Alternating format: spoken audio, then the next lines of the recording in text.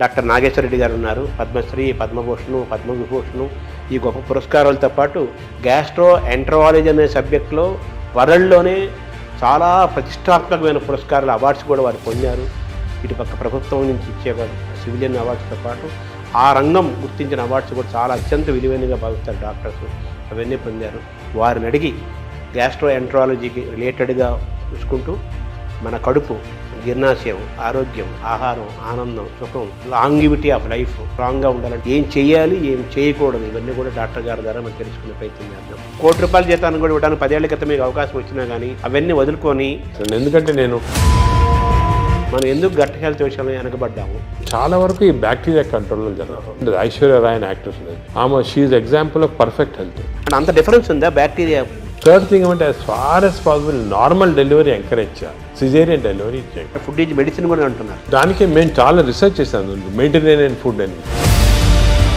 అన్నం తింటే తొందరగా అరుగుతుంది, ఈజీ డైజెస్టివ్ అనే మనకి ఈజీ డైజెషన్ మనకు మంచిది కాదు. మన భారతదేశాన్ని బ్లూ జోన్గా మార్చలేమా? బ్లూ జోన్ అంటే ఒకరిద్దరు పాటించింది కాదు. అంటే బ్లూ జోన్గా మారడం అంటే ఏం చేయాలి సార్? అందరూ అక్కడ 100 years బతుకుతారు. ఫుడ్ అండ్ యాక్టివిటీసే మెయిన్. ఎక్సర్సైజ్లో 2 types ఉన్నాయి. కొంతమందికి మార్నింగ్ ఎక్సర్సైజ్ చేస్తే మంచిది, కొంతమందికి రాత్రి చేస్తే మంచిది. అంటే స్లీప్ చేతిలో మనం ఉన్నామా? స్లీప్ మన చేతిలో తెచ్చుకోవచ్చు. స్లీప్ మన చేతి తెచ్చుకోవచ్చు. ఆ sun rise sunset timing maintain చేస్తాం. బాడీ మంది కదా, ఓన్ యువర్ ఓన్ బాడీ అంటాం మనం. ఒక్కొక్క దానికి ఒక్కొక్క ఏజ్ ఉంటుంది. Human beings actually 120 years normal. బ్యాంకులు లాగా స్టూల్ బ్యాంకులు వస్తాయని మంచి హెల్తీ పీపుల్ని స్టూల్ తీసుకుంటే. ఈ ఐబిఎస్ గురించి కూడా చాలా చర్చ జరుగుతుంది. IBS 30% of normal population IBS ఉంది. ఐబిఎస్ అంటే ఏమి? డైరియా రావచ్చు, కాన్స్టిపేషన్ రావచ్చు, పెయిన్ రావచ్చు, ఈ కాంబినేషన్లో రావచ్చు. ప్లాస్టిక్ దాని రోల్ కూడా ఉంది కదా సార్ అందులో. ఆ ఫ్యాటీ లివర్ పెరుగుతుంది కదా ఇప్పుడు. ఫ్యాటీ లివర్ ఉన్న వాళ్ళు ఫ్యాటీ లివర్తో చనిపోరు. అంత తొందరగానే వచ్చేస్తే I'm aiming in 5 years time. మన జీన్స్ వల్లనే మనకి ఈ ఫ్యాటీ లివర్ పెరుగుతుంది, పొట్టలు వస్తుంది, పొట్ట పెరుగుతుంది అంటున్నారు కదా. ఈ ఎపిజెనెటిక్స్ టెక్నిక్స్లో ఈ జీన్స్ని బ్లాక్ చేశారు. ఈ ఒబెసిటీని తగ్గించడానికి, డయాబెటీస్ని కంట్రోల్ చేయడానికి ఇంజెక్షన్స్ వచ్చాయి అంటున్నారు. మెడికల్ షాప్స్లో అమ్ముతున్నారు, తీసుకొని. తప్పు చేయకూడదు అది. ఎందుకు అంటే మేజర్ గోల్ ఏంటి సార్ అంటే హెల్త్ ఫర్ పీపుల్. భారతదేశానికి నోబెల్ రాదా? మనం పని చేస్తూ ఉంటే ఏజీని ఎలా చూడాలనుకుంటున్నారు భవిష్యత్తులో? మీరు డాక్టర్స్కి, పబ్లిక్కి, ప్రభుత్వాలకి ఇచ్చే ఒక సింగిల్ మెసేజ్ ఏంటి సార్?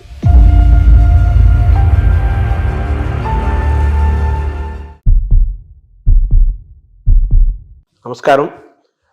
మనతో పాటు డాక్టర్ నాగేశ్వర రెడ్డి గారు ఉన్నారు. గ్యాస్ట్రో ఎంటరాలజిస్ట్గా వారు ప్రపంచ ప్రసిద్ధులు. అనేక పరిశోధనలు చేశారు, చేస్తున్నారు. కొత్తదనం కోసం ఎప్పుడు వారు వెంపర్లాడుతుంటారు. అంటే రీసెర్చ్, పరిశోధన జరగాలి, డాక్టర్లు అప్డేట్ అవ్వాలి. అలాగే ప్రజలకి, సామాన్యులకు కూడా వైద్యం ఏమిస్తోంది, వైద్యంలో జరుగుతున్న పరిశోధనలు ఏంటి, ఏమేమి అందుబాటులో ఉన్నాయి, ఇవన్నీ తెలుసుకుంటూ మన ఆరోగ్యాన్ని ఏ విధంగా కాపాడుకోవాలి, అనారోగ్యానికి ఎలా దూరంగా ఉండాలి, చిన్న చిన్న మార్పులతో కూడా మనం ఆరోగ్యాన్ని ఎలా మనం చేసుకోవచ్చు, ఇవన్నీ కూడా ఒక బాధ్యతాయుతమైన డాక్టర్గా వారి కెరీర్ని ప్రారంభించి ఈరోజు ప్రపంచ ప్రఖ్యాతి తీసుకొచ్చి గ్యాస్ట్రో ఎంటరాలజీలు అనే సబ్జెక్ట్లో వాళ్ళు టాప్లో ఉన్నారు. నాగేశ్వర రెడ్డి గారు పద్మశ్రీ, పద్మభూషణ్, పద్మవిభూషణ్ ఈ గొప్ప పురస్కారాలతో పాటు గ్యాస్ట్రో ఎంటరాలజీ అనే సబ్జెక్టులో వరల్డ్లోనే చాలా ప్రతిష్టాత్మకమైన పురస్కారాలు, అవార్డ్స్ కూడా వారు పొందారు. ఇటుపక్క ప్రభుత్వం నుంచి ఇచ్చే సివిలియన్ అవార్డ్స్తో పాటు ఆ రంగం గుర్తించిన అవార్డ్స్ కూడా చాలా అత్యంత విలువైనగా భావిస్తారు డాక్టర్స్. అవన్నీ పొందారు. వారిని అడిగి గ్యాస్ట్రో ఎంటరాలజీకి రిలేటెడ్గా చూసుకుంటూ మన కడుపు, జీర్ణాశయం, ఆరోగ్యం, ఆహారం, ఆనందం, సుఖం, అలాగే లాంగివిటీ ఆఫ్ లైఫ్ స్ట్రాంగ్గా ఉండాలంటే ఏం చేయాలి, ఏం చేయాలి, ఏం చేయకూడదు, ఇవన్నీ కూడా డాక్టర్ గారి ద్వారా మనం తెలుసుకునే ప్రయత్నం చేద్దాం. నమస్కారం డాక్టర్ గారు. నమస్కారం శర్మ గారు. మామూలుగా మీరు ఆ వృత్తికి చాలా గొప్ప విలువని, గౌరవాన్ని తీసుకొచ్చారు.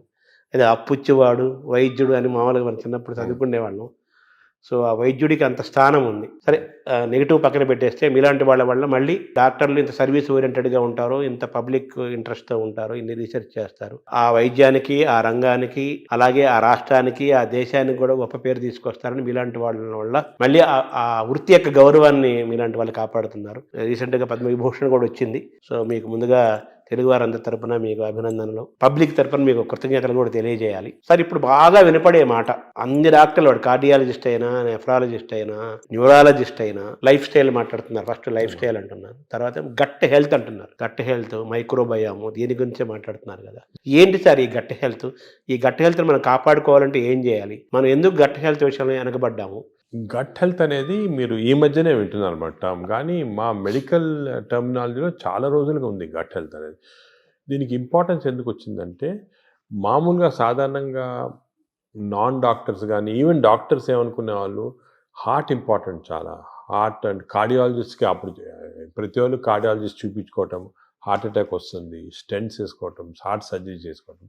అదేవిధంగా బ్రెయిన్ ఇంపార్టెంట్, మెదడులో ఏం రాకూడదని దానికి కరెక్ట్గా మందులు తీసుకోవటం, మెదడుకి కొన్ని ఎక్సర్సైజ్ ఉన్నాయి అవి చేయటము.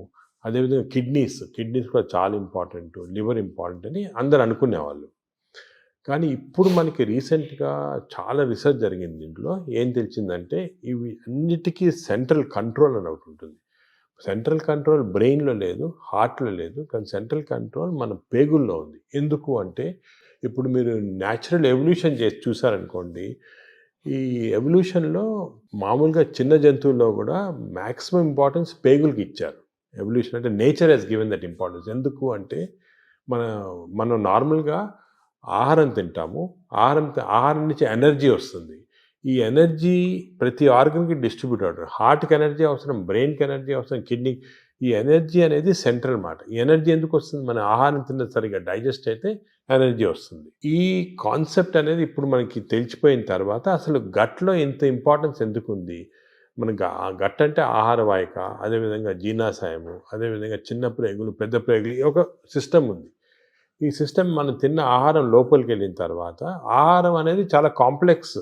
అంటే దాంట్లో ప్రోటీన్స్ ఉంటాయి, కార్బోహైడ్రేట్స్ ఉంటాయి, ఫ్యాట్స్, అన్నీ చాలా కాంప్లెక్స్, అన్నీ కలిపి ఆహారం తయారవుతుంది. ఈ ఆహారం లోపలికి వెళ్ళిన తర్వాత బాడీ ఏమంటే దీన్ని బ్రేక్ డౌన్ చేస్తుంది. అంటే ప్రోటీన్స్ని అమైనో యాసిడ్స్, అదేవిధంగా ఫ్యాట్స్ని చిన్న ట్రైగ్లిజరైడ్స్ అలాగా, అదేవిధంగా మనం తిన్న కార్బోహైడ్రేట్స్ని గ్లూకోజ్, ఫ్రక్టోజ్, సింపుల్ సబ్స్టెన్సెస్ లాగా, అంటే చాలా ఇంటెలిజెంట్గా మనకు ఉన్న ఎంజైమ్స్ బ్రేక్ డౌన్ చేసి ఇవన్నీ కూడా ఆహార లోపలికి మన బ్లడ్ వెజల్స్లోకి అబ్జర్వ్ అయిపోయి న్యూట్రిషన్ అనేది వస్తుంది బాడీ. అంటే ఇది వెరీ కాంప్లెక్స్ సబ్జెక్ట్.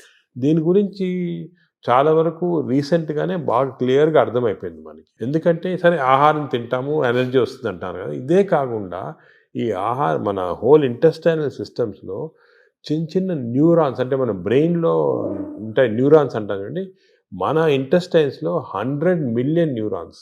అంటే మనం అనుకునేది ఇంటెస్టైన్స్ మామూలుగా ఏదో పేగులు డైజెషన్ ఉన్నా, కానీ దాని ఇంటెలిజెన్స్ మాట.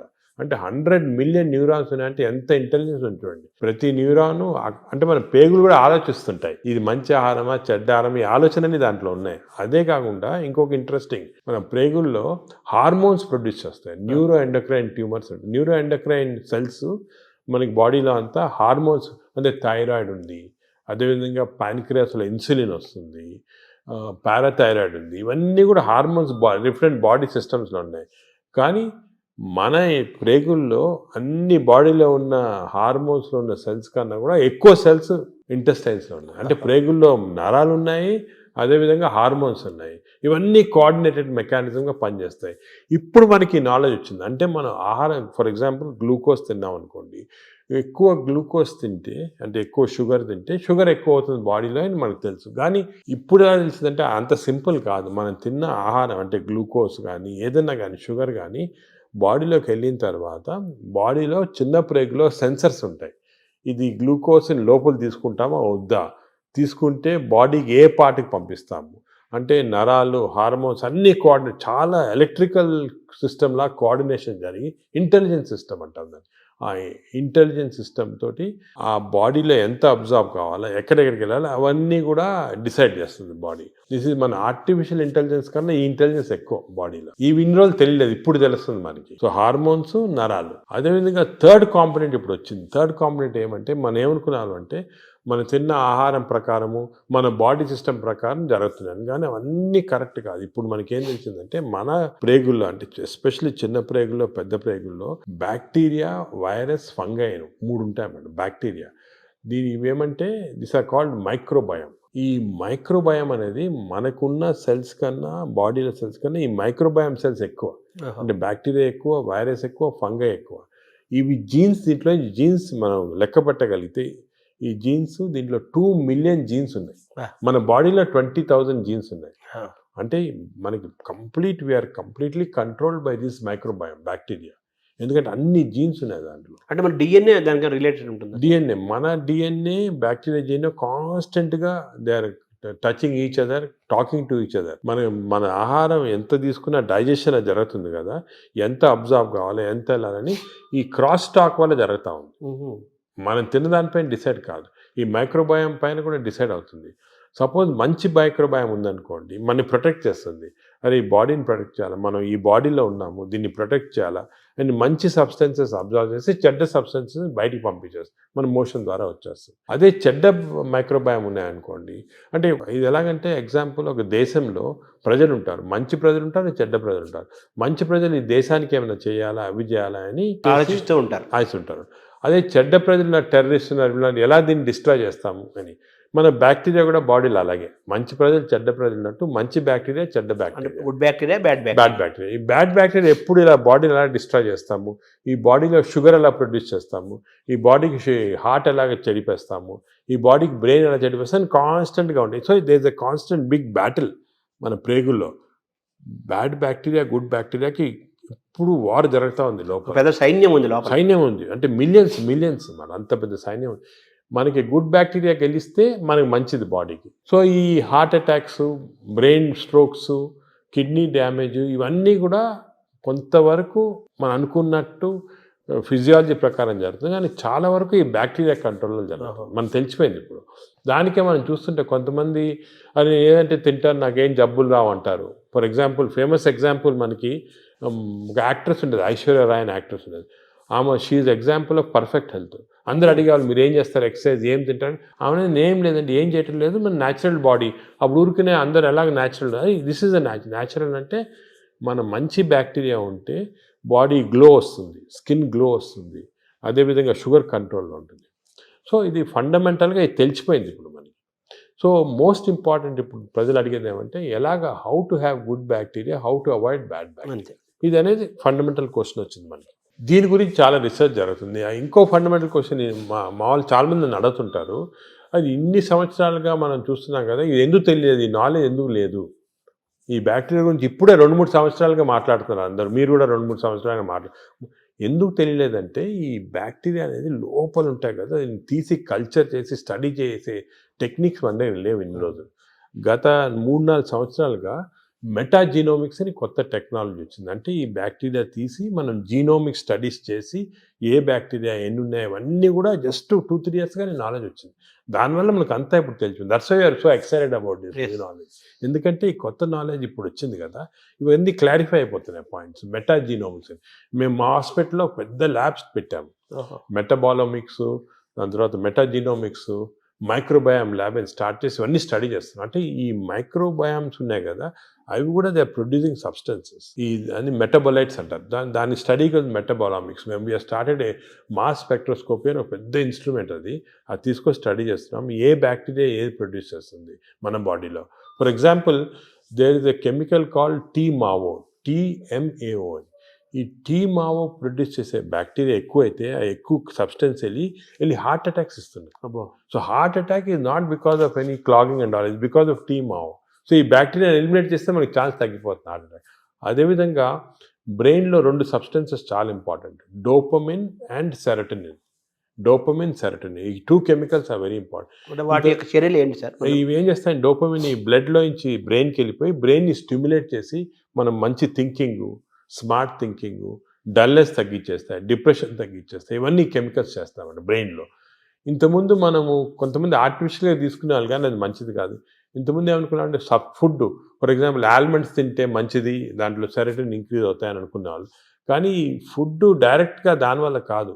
ఈ ఫుడ్, మనం తిన్న ఫుడ్ని బ్యాక్టీరియా తీసుకొని, ఫర్ ఎగ్జాంపుల్ మనం బాదం తిన్నామనుకోండి, మంచి బ్యాక్టీరియా ఉంటే ఈ బాదంని లో ఉన్న ట్రిప్టోఫాన్ని సెరటిన్ లాగా మార్చేస్తుంది బాడీకి. సెరటిన్ అంటే బ్యాక్టీరియా ప్రొడ్యూసింగ్ సెరటిన్, డోపమిన్, ఇవన్నీ కూడా ఇవి కూడా మంచి గుడ్ ఈ బ్యాక్టీరియా. డోపమిన్ వల్ల సార్ దానివల్ల ఏం జరుగుతుంది? డోపమిన్ వల్ల అగైన్ బాడీ యాక్ట్, ఎనర్జీ వస్తుంది, ఎక్సర్సైజ్ చేయాలనిపిస్తుంది, పాజిటివ్ థాట్స్ వస్తాయి. ఈ డోపమిన్ తక్కువ ఉన్న వాళ్ళు ఎప్పుడు డల్గా కూర్చొని ఎక్సర్సైజ్ చేయరు, దానివల్ల బద్ధంగా వచ్చే ఫ్యాట్, బాడీలో బాగా ఫ్యాట్ రావడం అవన్నీ అలా వస్తాయి.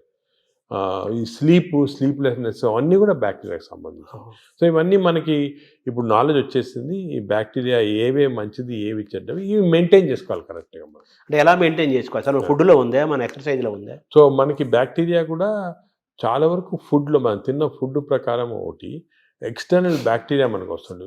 ఇది 3 ఇంపార్టెంట్ రీజన్స్ మనకు తెలియాలి, ప్రజలు కూడా తెలియజేయమంటే, మనకి ఒరిజినల్గా పుట్టుకతోటే బ్యాక్టీరియా వస్తాయి బాడీలో. ఆహారం నుంచి న్యూ బార్న్ ఆహారం తింది కదా, ఆహారం లేకుండా పుట్టుకతోనే వచ్చేస్తుంది. పుట్టుకతో ఎలాగంటే మదర్ నుంచి డెలివరీలో వచ్చేస్తుంది బ్యాక్టీరియా. అంటే మన తొలి జీవే బ్యాక్టీరియా అని చెప్పచ్చా? అంటే తొలి జీవి అని కాదు, మనం పుట్టినప్పుడు మన కడుపులో స్టెరైల్గా ఉండవు, బ్యాక్టీరియా ఉంటాయి.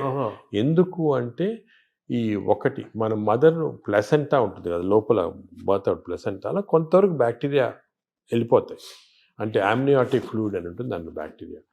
అదేవిధంగా బర్త్ కెనాల్ నుంచి పాస్ అయినప్పుడు బేబీ బ్యాక్టీరియా కొన్ని మింగేస్తాయి మదర్ బేబీ. దానికే మేము చాలా రీసెర్చ్ జరిగింది దీని గురించి. ఏం కనుక్కున్నామంటే, మనకి suppose baby is born natural birth, antibiotics వాడలేదు 6 months, మదర్స్ మిల్క్ ఇచ్చామనుకోండి, మదర్స్ మిల్క్ 6 months వాడితే మంచి బ్యాక్టీరియా ఉంటాయి పుట్టుకతోటి. 6 months తర్వాత మంచి బ్యాక్టీరియా. అదే కాకుండా ఈ సిజేరియన్ డెలివరీ చేసి బ్రెస్ట్ మిల్క్ ఇవ్వకపోతే యాంటీబయాటిక్స్ ఫస్ట్ 6 monthsలో వాడితే చిల్డ్రన్లో బ్యాక్టీరియా మార్పులు వచ్చేస్తాయి, చెడ్డ బ్యాక్టీరియా ఉంటాయి. సో పుట్టుకతోటి you're starting with advantage and disadvantage. Advantage and disadvantage పాపం మా బేబీ డిసైడ్ చేయదు, మదరు, పేరెంట్స్, డాక్టర్ వాళ్ళు డిసైడ్ చేస్తారు. అంటే ప్రెగ్నెన్సీ దశలోనే, ప్రీ ప్రెగ్నెన్సీ దశ నుంచే అవేర్నెస్ ఉండాలంటారా? అంటే అంటే మనకి యాంటీబయాటిక్స్ మదర్ కూడా వాడకూడదు, ఎంత తక్కువ వాడితే అంత మంచిది. బేబీకి 6 months దాకా అసలు యాంటీబయాటిక్ వాడకపోతే మంచిది. ఇంకోటి ఫీడింగ్ కూడా మనం ఎంకరేజ్ చేయాలి. ఊర్లలో చేసేవాళ్ళు ఇంతకుముందు, ఇప్పుడు ఏదో సిటీస్లో అంతా ఫ్యాషన్ అయిపోయింది ఈ డబ్బా పాలియటం అని, అవన్నీ పోవాలి. 6 months దాకా కంపల్సరీ బేబీకి మదర్ మిల్క్ ఇవ్వాలి. మదర్ మిల్క్లో కొన్ని సబ్స్టెన్సెస్ ఉన్నాయి, స్పెషల్ సబ్స్టెన్స్, అంటే నేచర్ ఇచ్చింది. ఈ సబ్స్టెన్సెస్ వల్ల మంచి బ్యాక్టీరియా గ్రోత్ వచ్చేస్తుంది బాడీలో. బ్రెస్ట్ మిల్క్ ఇది best breast milk is best milk and breast milk is best for bacteria, correct bacteria. అది ఇప్పుడు తెలిసిపోయింది క్లియర్గా. సో 6 months ఉండాలి. అదేవిధంగా చిల్డ్రన్కి ఎంత మరీ అవసరమైతే తప్ప యాంటీబయాటిక్స్ ఇవ్వకూడదు. యాంటీబయాటిక్స్ మనం ఇచ్చేసామనుకోండి బ్యాక్టీరియా చేంజ్ అయ్యాం. ఇప్పుడు యాంటీబయాటిక్స్ అంతకుముందు డాక్టర్ ప్రిస్క్రిప్షన్ అవి ఉండేవి, ఇప్పుడు అవి లేవు, అందరూ మెడికల్ షాప్కి వెళ్ళి తీసుకోవడం అది కరెక్ట్ కాదు. దానికి యాంటీబయాటిక్స్ ఇవ్వకూడదు. థర్డ్ థింగ్ ఏమంటే, as far as possible normal delivery encourage చేయాలి, సిజేరియన్ డెలివరీ చేయకూడదు. అవునా సార్? అంటే అంత డిఫరెన్స్ ఉందా? బ్యాక్టీరియా డిఫరెన్స్ ఉందా? సిజేరియన్ ఇప్పుడు అసలు హాంకాంగ్లో ఒక మంచి ఇచ్చేసారు. ఇప్పుడు ఏం చేస్తారంటే, అక్కడ సిజేరియన్ డెలివరీస్ ఎక్కువ అవుతున్నాయని మదర్కి ఆ సిజేరియన్ డెలివరీ టైంలో స్టూల్ ఉంటుంది, అది తీసి పక్కకు ఫ్రిడ్జ్లో పెట్టి, బేబీ డెలివరీ సిజేరియన్ అయినా కూడా బేబీ డెలివరీ అయిన తర్వాత ఆ స్టూల్ ఫీడ్ చేస్తున్నారు బేబీకి. అవును. సో అట్లీస్ట్ కొంతవరకు నార్మల్ బ్యాక్టీరియా రావడానికి అంత ఇంపార్టెన్స్ ఉంది. సో ఇప్పుడున్న వాతావరణంలో మీరు చెప్పినట్టుగా, అంటే మనిషి పుట్టినప్పుడు నుంచే, పుట్టబోయే ముందు దశ నుంచే వెళ్ళిపోయేంత వరకు బ్యాక్టీరియా మేనేజ్మెంట్. అప్పుడే ఎందుకు చెప్తున్నాను ఇంపార్టెంట్, అందరూ ఏమంటారు తర్వాత చూసుకుంటాం మనం, పెద్ద అదిగా పుట్టినప్పటి నుంచి స్టార్ట్ అవుతుంది బ్యాక్టీరియా మేనేజ్. పుట్టినప్పుడే ఈ 3 precautions follow: normal delivery, breast feeding, అదేవిధంగా నో యాంటీబయాటిక్స్ చిల్డ్రన్లో 6 months దాకా. చాలా స్ట్రిక్ట్గా ఫాలో అయ్యామనుకోండి, వీ స్టార్ట్ విత్ అడ్వాంటేజ్. ఇప్పుడు మనం ఆల్రెడీ దాటేసాం, ఇప్పుడు న్యూ బేబీస్ ఓకే. ఇప్పుడు దాటిన తర్వాత కొన్ని మార్పులు, అప్పుడు నెక్స్ట్ ఏమంటే నెక్స్ట్ ఎలాగా డెవలప్ చేయాలని, ఫస్ట్ ఫుడ్ చిల్డ్రన్ నుంచి స్టార్ట్ అవుతుంది. చిల్డ్రన్ నుంచి కొన్ని టైప్ ఆఫ్, ఇప్పుడు ఫైబర్ ఎక్కువ ఉన్న ఫుడ్, దాని తర్వాత ఎక్కువ న్యాచురల్ ఫుడ్స్, అంటే మన ఆర్గానిక్ ఫుడ్, అటువంటి న్యాచురల్ ఫుడ్స్, ఎక్కువ వెజిటబుల్స్, ఇటువంటివన్నీ మంచివి. కానీ అన్ఫార్చునేట్లీ ఒక రాంగ్ థింగ్ ఏమవుతుందంటే, ఫాస్ట్ ఫుడ్. చిల్డ్రన్ స్కూల్కి వెళ్ళగానే పక్కనే ఫాస్ట్ ఫుడ్ షాప్ ఉంటుంది, ఫాస్ట్ ఫుడ్స్, ఈ బర్గర్స్, చిప్స్, ఇటువంటివన్నీ, నూడిల్స్, ఇవన్నీ కూడా బ్యాడ్ బ్యాక్టీరియా కారణం. అసలు మనం నెక్స్ట్ స్టెప్ చిల్డ్రన్లో ఏం చేయాలంటే, హెల్తీ ఫుడ్ హ్యాబిట్స్ చాలా స్ట్రాంగ్గా పెట్టాలి. ఇంకోటి వర్స్ట్ ఏమంటే, ఈ సోడా డ్రింక్స్, ఫ్రక్టోస్ ఉంటుందండి, ఈ కార్న్ సిరప్ ఉంటుంది, ఈ సోడాస్లో చాలా రాంగ్ బ్యాక్టీరియా వచ్చేస్తాయి. Cool drinks sir? Cool drinks అస్సలు తీసుకోకూడదు. Cool drinks even fruit juice కూడా ఐ డోంట్ అడ్వైస్. ఫ్రూట్స్ మంచిది, ఎందుకంటే ఫైబర్ ఉంటుంది. ఫ్రూట్ జ్యూస్లో ఏముంటుంది, ఒట్టి ఫ్రక్టోస్ ఉంటుంది. ఫ్రక్టోస్ అనే సబ్స్టెన్స్ గ్లూకోజ్ కన్నా కూడా డేంజరస్. అసలు దానికి కూల్ డ్రింక్స్, ఫ్రూట్ జ్యూసెస్ తాగకూడదు. అందరు మిస్టేక్ అంటే కూల్ డ్రింక్స్ తాగడం లేదు, ఫ్రూట్ జ్యూస్ తాగుతున్నాడు. ఫ్రూట్ జ్యూస్ తాగకపోతే ఫ్రూట్ తినొచ్చు కదా. అవును, ఫ్రూట్లో ఫైబర్ ఉంటుంది, న్యాచురల్ అది. మీకు ఫ్రూట్ జ్యూస్లో ఫ్రక్టోస్ వచ్చి బాడీకి మంచిది కాదు ఫ్రక్టోస్. సో అది we should avoid completely. So children, next step baby నుంచి చిల్డ్రన్లో ఏమంటే we should advise them healthy foods. ఈ మిడ్ డే మీల్స్ కూడా స్కూల్లో పెడతారు, అవి కూడా ఒకటేమంటే ఈ ఫాస్ట్ ఫుడ్స్ అవాయిడ్ చేయాలి. Second, hygiene important. ఇప్పుడు ఏమంటే ఈ మిడ్ డే మీల్స్ కుకింగ్లో మనం చూస్తుంటాం, చాలా బ్యాడ్ హైజీన్ వల్ల బ్యాడ్ బ్యాక్టీరియా వస్తుంది. అది కూడా కొంచెం కంట్రోల్ చేయాలి. ఫైబర్ అది కంట్రోల్ చేయాలి, చాలా important. So these are all very important children level. ఇంకోటి, చిల్డ్రన్లో ఫిజికల్ యాక్టివిటీ బాగుంటే మంచి బ్యాక్టీరియా వస్తున్నాయని అది కూడా తెలిసిపోయింది. యాక్టివిటీ సెల్ ఫోన్కి అటాచ్ అయిపోతున్నారు అంతే. అది తప్పది. సో చిల్డ్రన్లో ఫిజికల్ యాక్టివిటీ వల్ల కూడా బ్యాక్టీరియా చేంజ్ అవుతున్నాయి. So we have to encourage sports, physical activity. So మంచి nutrition, hygienic nutrition, organic food, అదేవిధంగా physical activity. Avoid juices, fruit juices కానీ, సోడాస్ కానీ, avoid unhygienic food, avoid fast foods. Simple. అంటే చిన్నపిల్లలు, teenagers, adolescence, తర్వాత అలా age పెరుగుతూ next age ఇప్పుడు ఏమంటే ఇంకోటి బ్యాక్టీరియా మేము ఏం చూసామంటే, చిన్నప్పుడు మార్పులు చేయటం సులభం, పెద్ద అయిన తర్వాత కష్టం, అంత ఈజీ కాదు, చాలా ఎఫర్ట్ పెట్టాలి పెద్ద అయిన తర్వాత చేంజ్ చేయడానికి. మీరు ఫుడ్ అనేది చాలా ఇంపార్టెంట్, ఫుడ్ ఈజ్ మెడిసిన్ కూడా అంటున్నారు. ఆ ఫుడ్ దానికే మేము చాలా రీసెర్చ్ చేశాను, మెడిటరేనియన్ ఫుడ్ అనేది. ఫర్ ఎగ్జాంపుల్ కొన్ని టైప్స్ ఆఫ్ ఫుడ్, ఈ కోకోనట్ వాటర్ అనుకోండి, 2 గ్లాసులు కోకోనట్ వాటర్ తాగితే మంచి బ్యాక్టీరియా ఉంటుంది. అదేవిధంగా బ్లాక్ కాఫీ, అసలు మిల్క్ అనేది రాంగ్ కాన్సెప్ట్. పెరుగు మంచిది కానీ పాలు మంచిది. ప్రోబయోటిక్ అంటారు కదా, పెరుగులో ప్రోబయోటిక్స్ ఉంటాయి. ప్రోబయోటిక్స్ జనరల్, పాలు మంచిది కాదు. ఎందుకంటే మనం వేరే స్పీసీస్ పాలు తాగుతున్నాం. మదర్ మిల్క్ మంచిది బేబీకి. అవును, 6 months అయిన తర్వాత వేరే స్పీసీస్ పాలు మంచిది కాదు. ఎందుకంటే పాలు, ఒక స్పీసీస్లో పాలు is meant only for that species. ఇప్పుడు ఆవు పాలు అనుకోండి, ఆవు పాలు అంటే దూడకు మంచిది, అది గ్రోత్కి మంచి, చాలా ఎక్స్పోనెన్షియల్ గ్రోత్ అవుతుంది బేబీ. కాఫీ మంచిది కానీ వేరే మనం తాగటం మంచిది. అంటే మన వాళ్ళు ఆయుర్వేదం కూడా మనం సెకండ్ మాట్లాడుకుంటే వాళ్ళు ఏమంటారంటే ఆవు నెయ్యి, ఆవు పాలు, ఆవు ద్వారా వచ్చేదంతా కూడా మనకు మంచిది, బ్రెయిన్. ఆవు పాలు కాదు, ఆవు గీ పర్వాలేదు కానీ ఆవు పాలు మనకి కర్డ్స్ ఫామ్లో, అటువంటి ఫామ్లో మంచిగా. యాక్చువల్ మిల్క్ తీసుకుంటే దట్ ఆవు పాలు మెంట్ ఓన్లీ ఫర్ కాఫ్, అంటే వాళ్ళ పిల్లలకి అంతే. మనం వేరే స్పీసీస్ పాలు దాటం కరెక్ట్ కాదు, అది నేచర్ అగైన్స్ట్. అది అంటే మనుషులు వాళ్ళు తీసుకోవాలి, మనుషులంటే అంతే, exact same species, that is nature. మన నేచర్ కి వ్యతిరేకంగా వెళ్తుంది. ఆవు నెయ్యి మంచిది అంటారు కదా, బ్రెయిన్ మంచిదని కాదు, అంటే కొంతవరకు ఇంతకుముందు నెయ్యి తీసుకోవడం మంచిది కాదు అంటే, ఇప్పుడు కొంతవరకు లిమిటెడ్ క్వాంటిటీస్ లో పర్వాలేదు నేను వచ్చింది, అంతేగాని మంచిదని కాదు, ఎక్కువ తీసుకోవడం మంచిది అలా కాదు. ఇందులో ఈ జర్నీలో అవాయిడ్ వైట్స్ అనేది ఒక పెద్ద ప్రచారం జరుగుతుంది కదా సార్, అది అవాయిడ్ ఏదంటారు? అవాయిడ్ వైట్స్ అంటే అన్నము, వైట్ అనేది జనరల్ టర్మినాలజీ, కానీ జనరల్ గా దోస్ అంటే ఇప్పుడు మనం కార్బోహైడ్రేట్ ఫుడ్ లో కార్బోహైడ్రేట్స్, ప్రోటీన్, ఫ్యాట్ లో saturated fat, unsaturated fat example ఏమంటే ఆలివ్ ఆయిల్. వెస్టర్న్ కంట్రీస్ లో ఆలివ్ ఆయిల్ ఎక్కువ తింటాం, మనం ఆలివ్ ఆయిల్ తో కుక్ చేయలేము. ఆలివ్ ఆయిల్ కుక్ చేస్తే అది చెడిపోతుంది. దానికి రైస్ బ్రాన్ ఆయిల్ అని ఉంది. Rice bran oil is equal to olive oil, unsaturated fatty acid ఎక్కువ. Saturated fatty acids are hydrogenated fats ఏమంటే వనస్పతి, కొంతవరకు గీ, అవి మంచిది కాదు. కొంతవరకు మన కౌ గీ అంటే ఆవుది వచ్చిన గీ కొంతవరకు పర్వాలేదు, ఎక్కువ మంచిది కాదు. అది ఫ్యాట్స్ పార్ట్. సో ఎక్కువ అన్సాచురేటెడ్ ఫ్యాటీ యాసిడ్స్ అవి మంచిది. హైడ్రోజనేటెడ్ ఫ్యాటీ యాసిడ్స్ వనస్పతి లాంటిది అవి మంచిది కాదు. నా సెకండ్ ఏమంటే కమింగ్ టు కార్బోహైడ్రేట్స్లో సింపుల్ కార్బోహైడ్రేట్స్, కాంప్లెక్స్ కార్బోహైడ్రేట్స్ ఉంటాయి. సింపుల్ కార్బోహైడ్రేట్స్ అంటే ఏమి, రైసు ఇటువంటివి. ఏమంటే ఈ సింపుల్, దీంట్లో ఎక్కువ ఫైబర్ ఉండదు, మనం తింటే గ్లూకోజ్ ఇమ్మీడియట్గా బాడీలో అబ్జర్వ్ అయిపోయి మంచిది కాదు. లోపల బ్యాక్టీరియా కూడా అవి కూడా లేజీ అయిపోతాయి, ఎక్కువ పని లేదు దానికి. రైస్ ఇచ్చామనుకోండి, గ్లూకోజ్ తీసి బాడీకి పంపించేసి డ్రౌజినెస్. వేరే సేమ్ కాంప్లెక్స్ కార్బోహైడ్రేట్స్ మిల్లెట్స్ ఉంటాయి. ఎగ్జాంపుల్ మిల్లెట్స్ అనుకోండి, దాంట్లో చాలా ఫైబర్ ఉంటుంది, గ్లూకోజ్ ఆ ఫైబర్ మధ్యలో ఉంటుంది, దాన్ని ఎక్స్ట్రాక్ట్ చేయాలంటే అంత ఈజీ కాదు, బ్యాక్టీరియా కూడా కొంచెం పనిచేయాలి దానికి.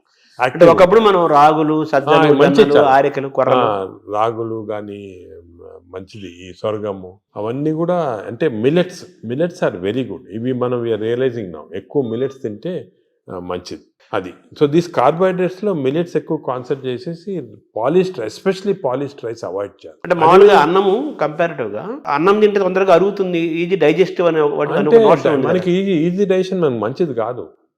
మనకి ఈజీ డైజెషన్ అంటే పేషెంట్స్కి బాగా వీక్ ఉన్న వాళ్ళకి అవసరం, కానీ మనకి normal human being complex digestion మంచిది. ఎందుకంటే కాంప్లెక్స్ డైజెషన్లో ఫైబర్, దీన్ని గ్లైసిమిక్ ఇండెక్స్ అంటారు, ఒక టర్మినాలజీ పబ్లిక్ కూడా తెలియాలి. గ్లైసిమిక్ ఇండెక్స్ అంటే ఏమంటే మన ఆహారం తిన్నామంటే మన బ్లడ్ షుగర్ లెవెల్ ఎంత ఇంక్రీజ్ అవుతుంది. So glycemic index of food ఎక్కువ ఉంది అంటే డైజెషన్ కావచ్చు, కానీ ఆ గ్లైసిమిక్ ఇండెక్స్ ఎక్కువ కావటం వల్ల గ్లూకోజ్ ఎక్కువే మంచిది కాదు బాడీకి. సో రైస్కి, షుగర్కి మ్యాక్సిమం గ్లైసిమిక్ ఇండెక్స్, ఎందుకంటే గ్లూకోజ్, షుగర్ తినడానికి ఇమీడియట్ గ్లూకోజ్ ఎక్కువ అవుతుంది, రైస్ తినడానికి కొంతవరకు అవుతుంది. కానీ కాంప్లెక్స్ కార్బోహైడ్రేట్స్ మిల్లెట్స్ అయితే గ్లైసిమిక్ ఇండెక్స్ తక్కువ. కొన్ని ఉన్నాయి బీన్స్, మన చిక్కుడుకాయ, ఇది కిడ్నీ బీన్స్ అంటారు అవి, అవన్నీ రాజ్మా, ఇవన్నీ గ్లైసిమిక్ ఇండెక్స్ తక్కువ. అవి కూడా కార్బోహైడ్రేట్స్, గ్లైసిమిక్ ఇండెక్స్ తక్కువ. అంటే అవి తింటే దాంట్లో ఫైబర్ నుంచి గ్లూకోజ్ బయటికి లాగాల, బ్యాక్టీరియా పనిచేయాలి, అన్ని చేసి స్లోగా గ్లూకోజ్ ఇంక్రీజ్ అవుతుంది. సో దట్ ఈస్ నాట్, అది మంచిది. లో గ్లైసిమిక్ ఇండెక్స్ అంటే మంచిది. సో ఇది కార్బోహైడ్రేట్స్. సో అరుగుదల రైస్ తింటే మంచిది అరగటం అనేది మంచిది కాదు, తొందర అరగకూడదు, డిలే కాదు. థర్డ్ ఆస్పెక్ట్ ప్రోటీన్లో మనకి యానిమల్ ప్రోటీన్, వెజిటబుల్ ప్రోటీన్ అంటే ఈ స్ప్రౌట్స్, దాల్స్, ఇవన్నీ వెజిటబుల్ ప్రోటీన్. యానిమల్ ప్రోటీన్లో కొన్ని మంచి ఉంది, చెడు ఉంది. Animal protein high quality protein, for example eggs అనుకోండి, మంచిది యానిమల్ ప్రోటీన్. అదేవిధంగా కొంతవరకు ఫిష్ మంచి ప్రోటీన్, అంటే దాంట్లో ఎక్కువ ఫ్యాట్ లేదు.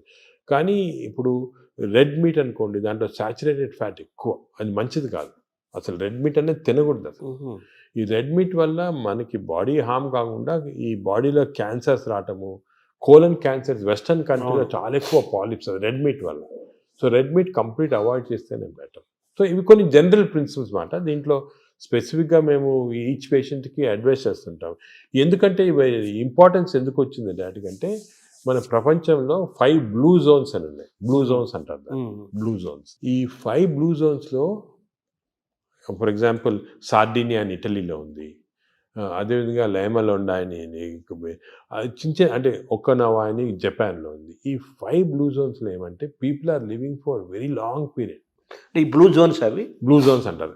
అంటే కొన్ని వరల్డ్లో 5 బ్లూ జోన్స్లో people are living mainly 100 years దాకా. అందరు అక్కడ 100 years బతుకుతారు. లాంగివిటీ ఒకటి, హెల్తీగా ఉన్నారు అందరు.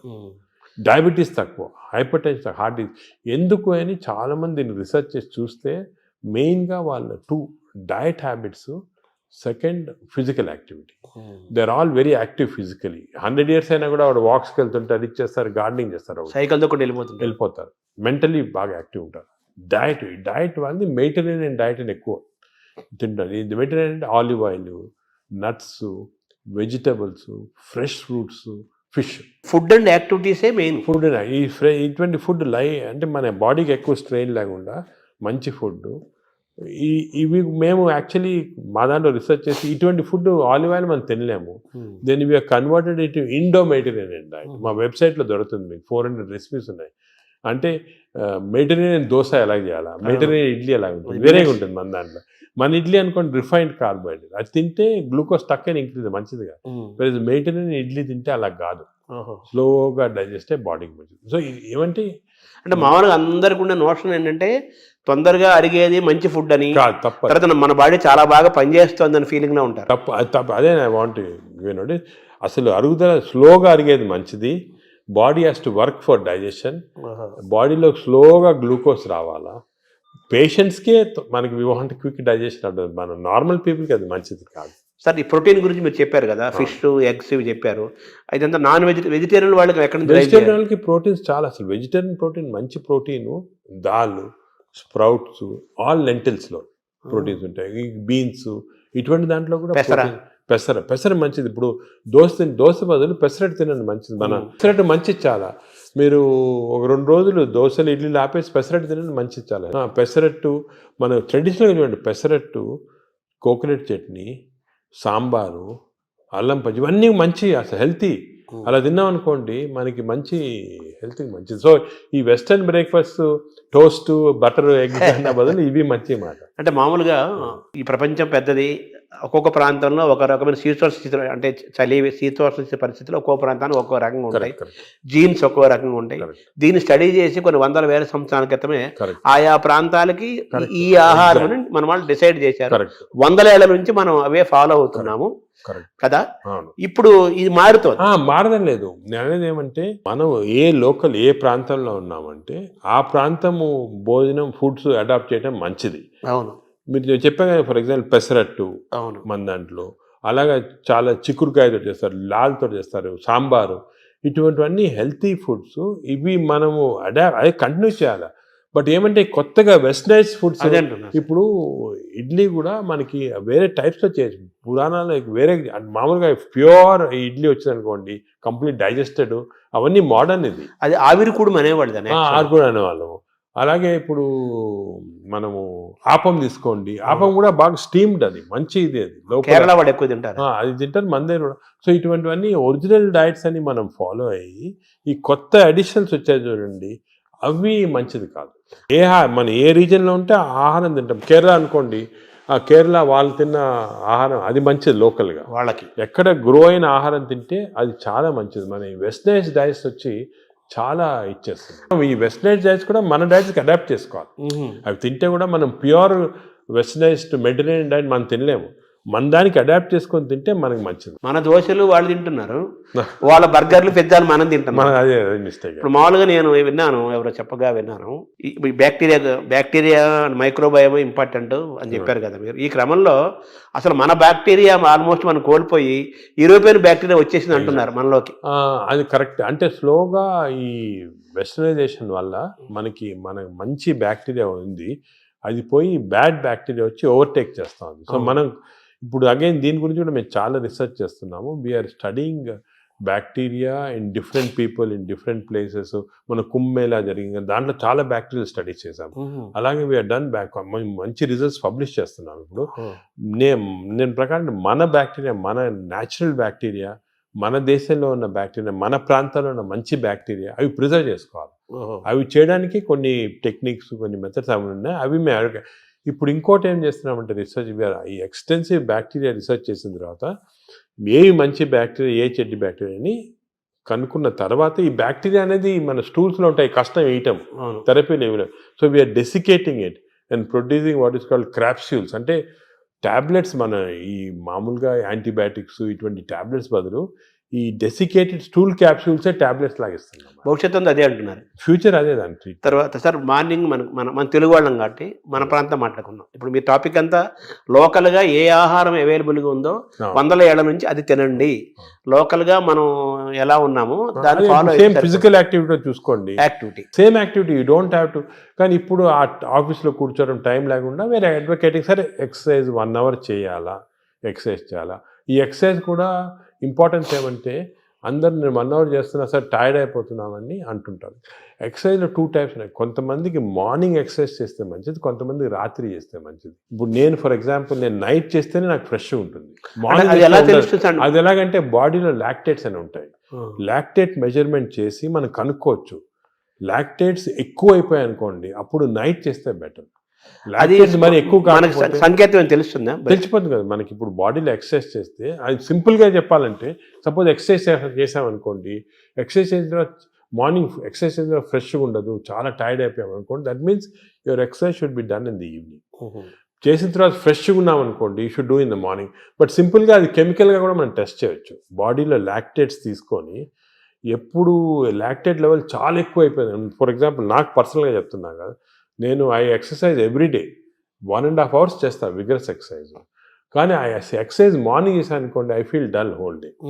అదే నైట్ చేశాను అనుకోండి బాగా ఫ్రెష్ ఉంటుంది నాకు. అది నేను నా లాక్టేజ్ మెజర్మెంట్ చేసి చూసుకున్నాను. అంటే మీరంటే డాక్టర్ కాబట్టి సైంటిఫిక్ గా ఎవరికైనా చేయొచ్చు. తెలుసుకుంటారు. అది మామూలు body- పల్లెటూరు మామూలు వాళ్ళు ఎలా మీరు కూడా ఏం లేదు, ఇప్పుడు ఎక్సర్సైజ్ చేసి మీ బ్లడ్ శాంపుల్ లాక్టేట్ లెవెల్ పంపించారనుకోండి, లాక్టేట్ లెవెల్ మరీ ఎక్కువ ఉంటే మీరు నైట్ చేసుకుంటారు బెటర్. అంటే మన బాడీ సంకేతం ఇస్తుంది కదా మైండ్. మైండ్లో కూడా తెలిసిపోతుంది మనకి ఏది ఎక్సర్సైజ్. మీకు కూడా మార్నింగ్ వాక్ చేశారనుకోండి, కానీ ఇంకోటి ఏమంటే ఎక్సర్సైజ్లో ఏదో లీజర్లీ ఫ్రెండ్స్ మాట్లాడుకుంటా కాఫీ తాక్కుంటా ఏదో స్మోక్ చేసుకుంటా వాకింగ్ అది విగ్రెస్గా మినిమం పర్ అవర్ 6 kilometers నడవాలి. Minimum 6 is minimum. అంటే ఐడియల్ 5 kilometers అంటారు కదా. కాదు 6 అదే సెకండ్. అదేవిధంగా ఈ ఎక్సర్సైజే కాకుండా మజిల్స్ చాలా ఇంపార్టెంట్. మనకేం తెలిసిందంటే మన మెటబాలిజము బాడీ నుంచి మజిల్స్ తెప్పిస్తే మంచిది బాడీకి. సో చిన్న చిన్న మజిల్ ఎక్సర్సైజెస్, హ్యాండ్ ఎక్సర్సైజెస్, ఈ కోర్ ఎక్సర్సైజ్ అంటాం, అంటే బాడీలో ఉన్న అబ్డామిన్ మజిల్స్ కోర్, ఈ కోర్ ఎక్సర్సైజ్ ఇవన్నీ చేసి మన బాడీలో muscle strength plus aerobic strength అంటే అలాగా వీ కెన్ డూ ఈ వాకింగ్, సైక్లింగ్, స్విమ్మింగ్, ఇవన్నీ ఏరోబిక్ ఎక్సర్సైజ్. ఈ రెండు ఈక్వల్ కాంపనెంట్ చేయాలి. మామూలు చాలా మంది ఉట్టి వాక్ చేసి వదిలేస్తారు, అది లీజర్లీ వాక్. రోజు పొద్దున ఒక 2-3 kilometers ఫ్రెండ్స్ నడిచి వచ్చి బాగా బ్రేక్ఫాస్ట్ తిని హ్యాపీ కరెక్ట్ కాదు, వాడికి తెలియదు అది. తెలియదు అది అదొకటి. So we have to do the correct type of exercise. Morning ఎక్సర్సైజా, ఈవినింగ్ ఎక్సర్సైజా, ఎంత ఎక్సర్సైజ్ చేయాలా, ఏ బాడీకి ఎక్సర్సైజ్ చేయాలా, abdomen central abdomen exercise, hands muscle, ఇవన్నీ కూడా కరెక్ట్గా అడ్వైస్ తీసుకొని చేయటం బెటర్. అంటే మామూలుగా కార్బోహైడ్రేట్స్, ప్రోటీను, మీటు ఇలా పర్ఫెక్ట్ సంపూర్ణమైన ఆహారం ఎలా ఇంపార్టెంటో మన ఎక్సర్సైజ్ ఫార్మేట్ ఎక్సర్సైజ్ ఎప్పుడు చేయాలా, ఏ ఎక్సర్సైజ్, అవి కూడా చాలా అది నెగ్లెక్ట్ చేస్తాం. వాకింగ్, ఏరోబిక్స్ ఇవన్నీ ఎక్సర్సైజ్ కాంబినేషన్ అది చేయాలి. ఇప్పుడు థర్డ్ కాంపోనెంట్ గట్ హెల్త్కి స్లీప్. స్లీప్ గురించి చాలా మిస్నామర్స్ ఉన్నాయి. అంటే చాలా మంది బిజీ వాళ్ళు, ఇప్పుడు నేను కూడా మొట్టమొదట ఇది కూడా మిస్టేక్స్ చేసేవాళ్ళము. టైం లేదని చెప్పి 4 గంటలు పండుకోవటము అలా చేసి కొంతవరకు ఈ బ్యాక్టీరియా చాలా important. They are very sensitive to sleep. Bacteria కూడా పండుకోవాలి కదా, రెస్ట్ ఇవ్వాలి కదా. మనం సపోజ్ మన బాడీ వర్క్ చేస్తాం, దాని రెస్ట్ అవి ఇరిటేట్ అయిపోయి గుడ్ బ్యాక్టీరియా పోతాయి బాడీలో. అంటే ఎలాగంటే మన ఆర్గనైజేషన్ అవును ఎంప్లాయీస్ ఉంటారు, మన ఎంప్లాయీస్కి రెస్ట్ ఇవ్వకుండా రాత్రి పగలు పని చేయండి అంటే మంచోళ్ళు వెళ్ళిపోయి చెడ్డోళ్ళు మిగులుతారు. డిసిప్లిన్ మధ్య ఫైట్ వచ్చి అలాగే బ్యాక్టీరియా కూడా సేమ్ ఒక ఫ్యాక్టరీ లాగా లోపల. లుక్ ఆఫ్టర్ స్లీప్ నార్మల్గా ఇండివిజువల్గా ఒకరికి 8 hours, కొంతమంది 6 hours, అలా డిఫరెంట్ రేంజ్. 6 to 8 hours అంటాము, 7 hours నార్మల్గా యావరేజ్. మరీ ఎక్కువ స్లీప్ 10 hours చేస్తే కూడా లోపల బద్ధకం వచ్చేస్తుంది, బ్యాక్టీరియా కూడా బద్ధకం వస్తుంది. ఎంత ఇవ్వాలి అంత ఇవ్వాలి, ఎంత 7 to 8 hours. కానీ మోస్ట్ ఇంపార్టెంట్ ఏమంటే మనం మాడిఫై కూడా చేసుకోవచ్చు ఈ స్లీప్. కొన్ని ఎక్సర్సైజెస్ వల్ల 8 hours అవసరం ఉన్న స్లీప్ 4 hours సేమ్ స్ట్రెంగ్త్ రావచ్చు. అదేమంటే రెమ్, నాన్ రెమ్ స్లీప్ అంటారు. రెమ్ స్లీప్ ఇంపార్టెంట్ మనకి, ర్యాపిడ్ ఐ మూవ్మెంట్ స్లీప్ అంటారు, గాఢ నిద్ర అంటారా. రెమ్ స్లీప్ అనేది మన నిద్రలో డ్రీమ్స్ వస్తాయి, అవన్నీ రెమ్ స్లీప్. ఈ రెమ్ స్లీప్ మనం if able to condense to 4 hours we can get. ఇది కూడా ఒక టెక్నిక్, ట్రైనింగ్, అంటే ఇది ఒక సెపరేట్ సబ్జెక్ట్, చాలా టైం పడుతుంది. స్లీప్ హైజీన్ అంటారు కదా, sleep hygiene, sleep training, sleep technique ఇవన్నీ ఉన్నాయి. ఇవి కరెక్ట్గా మనము చేసుకోవచ్చు. 8 hours 7 hours స్లీప్ని 4 hours చేసుకోవచ్చు. బట్ అది నార్మల్ వాళ్ళు చేయలేరు. మనం దీనికి ఒక టెక్నిక్, ప్రాక్టీస్. ఫర్ ఎగ్జాంపుల్ నేను I mastered it, I can go for 4 hours and get same amount of energy as 8 hours. కానీ మామూలుగా చేయటం చాలా కష్టం unless you practice that sleep hygiene. అంటే స్లీప్ చేతిలో మనం ఉన్నామా, స్లీప్ మన చేతిలో తెచ్చుకోవచ్చు. స్లీప్ మన చేతి తెచ్చుకోవచ్చు. చాలా వరకు నార్మల్ పబ్లిక్ స్లీప్ చేతిలో ఉన్నారు. సో అప్పుడు ఏం చేయాలా, suppose you don't have this technique and to do this, ఎందుకంటే ఇవన్నీ కూడా కొంత ప్రాక్టీస్ అవ్వాలి. లేదంటే మోస్ట్ ఇంపార్టెంట్ ప్రిన్సిపల్ ఏమంటే మీరు స్లీపింగ్ బిట్వీన్ 10 to 4, అంటే 6 hours ఉందనుకోండి 10 to 4 చేయండి, లేకపోతే 10 to 6 చేయండి. అంటే 10 o'clock అర్లీ స్లీప్ అని. ఎందుకంటే నేచర్ కూడా ఎలాగంటే మనం ఎప్పుడు ఈ లైట్లు గీట్లు లేనప్పుడు సన్ రైజ్ లేసేవాళ్ళము, సన్ సెట్టింగ్ పండుకున్నాము పల్లెటూరు. సో సన్సెట్ నార్మల్గా 7 o'clock 8 o'clock అవుతుంది. So early sleep. Sun rise పొద్దున early morning 5 o'clock 6 o'clock. So ఆ sun rise sunset timing maintain చేస్తే కొంతవరకు న్యాచురల్ స్లీప్ చాలా హెల్తీ స్లీప్. అంటే బ్యాక్టీరియా కూడా చాలా సంతోషపడతాయి. అండ్ ఎవల్యూషన్ ఇది మిలియన్స్ ఆఫ్ ఇయర్స్ ఎప్పుడు వచ్చింది కాదు, కొన్ని మిలియన్స్ ఆఫ్ ఇయర్స్ ఎవల్యూషన్లో ఇలా తయారయ్యాం మనం. ఇప్పుడు ఈ గత 200-300 సంవత్సరాలుగా ఈ ఎలక్ట్రిసిటీ ఇవన్నీ రావడం జరిగింది. కానీ ఓల్డెన్ డేస్లో మనం చేసేది ఆ ప్యాటర్న్ ఫాలో అవుతుంది. So early bed, early getting up, early to bed and early to rise అంటారు. అంటారు కదా, అది సామెత మంచి కరెక్ట్ సామెత. అది మనకి చాలా మంది successful people have done that. ఇప్పుడు మనకి స్లీప్ టెక్నిక్, వర్కింగ్ స్టైల్ మారింది కదా సార్. మనకు మారింది కాబట్టి మనం ఈ కొత్త స్లీప్ ఎక్సర్సైజ్, స్లీప్ టెక్నిక్ చేసి కొంచెం మార్పు చేస్తున్నాం. ఫర్ ఎగ్జాంపుల్ నాలాటోళ్ళు అర్లీ స్లీప్ పాసిబిలిటీ కాకపోతే I can modify this using these techniques and get the same effect. ఇది జనరల్ పబ్లిక్ చేయలేరు కదా. అంటే మెటాబాలిజం యాక్సెప్ట్ చేస్తుందా? అంటే మనం ట్రైన్ చేసుకోవచ్చు. స్లీప్ కూడా ట్రైనింగ్ ఉంది.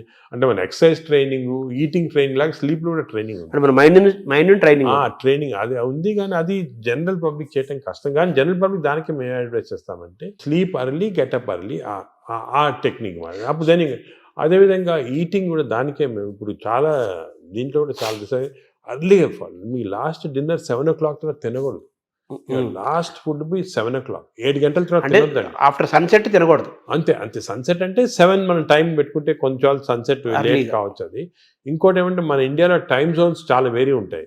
ఇప్పుడు అస్సాంలో ఉన్న టైము, బాంబేలో టైం సేమ్, కానీ యాక్చువల్లీ కరెక్ట్ కాదు నేచర్ ప్రకారం. మనము 7 o'clock అని పెట్టామనుకోండి, అది ఈజీగా అర్థమవుతుంది. సో మామూలుగా మన బ్రేక్ఫాస్ట్ హెవీగా ఉండాలా, లంచ్ కొంచెం మోడరేట్గా ఉండాలా, డిన్నర్ చాలా లైట్గా ఉండాలా బిఫోర్ 7 o'clock. Simple principles. ఓవరాల్గా మన గట్ హెల్త్ అనేది మొత్తం present future everything gut health కాబట్టి ఈ గట్ హెల్త్ని మెయింటైన్ చేయాలంటే ఫుడ్, యాక్టివిటీస్ అండ్ స్లీప్ ఇవి కరెక్ట్ అని నార్మల్గా చెప్తుంటారు అందరు, ఫుడ్ యాక్టివ్స్ అయిపోయినా. అది కానీ దీంట్లో చాలా సైన్స్ వచ్చింది, మనం డిస్కస్ చేసాం కదా, దీనిలో చాలా నాలెడ్జ్ వచ్చింది, చాలా ఉంది.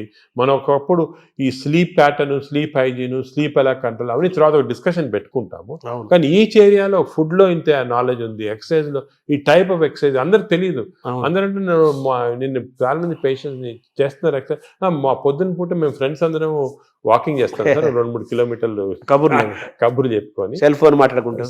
అంటే మాట్లాడుకోవచ్చు, కబుర్లు చెప్పుకోవచ్చు. కానీ బ్రిస్క్ వాక్ 6 km/h అనేది కాన్సెప్ట్. అదే విధంగా మజిల్ బిల్డింగ్, మీకు కోర్ మజిల్స్ అన్ని, షోల్డర్ మజిల్స్, ఇవన్నీ కూడా కొంతవరకు బిల్డ్ చేయాలి. అది సబ్ టెక్స్ట్ అంటారు చూడండి, సబ్ టెక్స్ట్ అనేది ఉంది.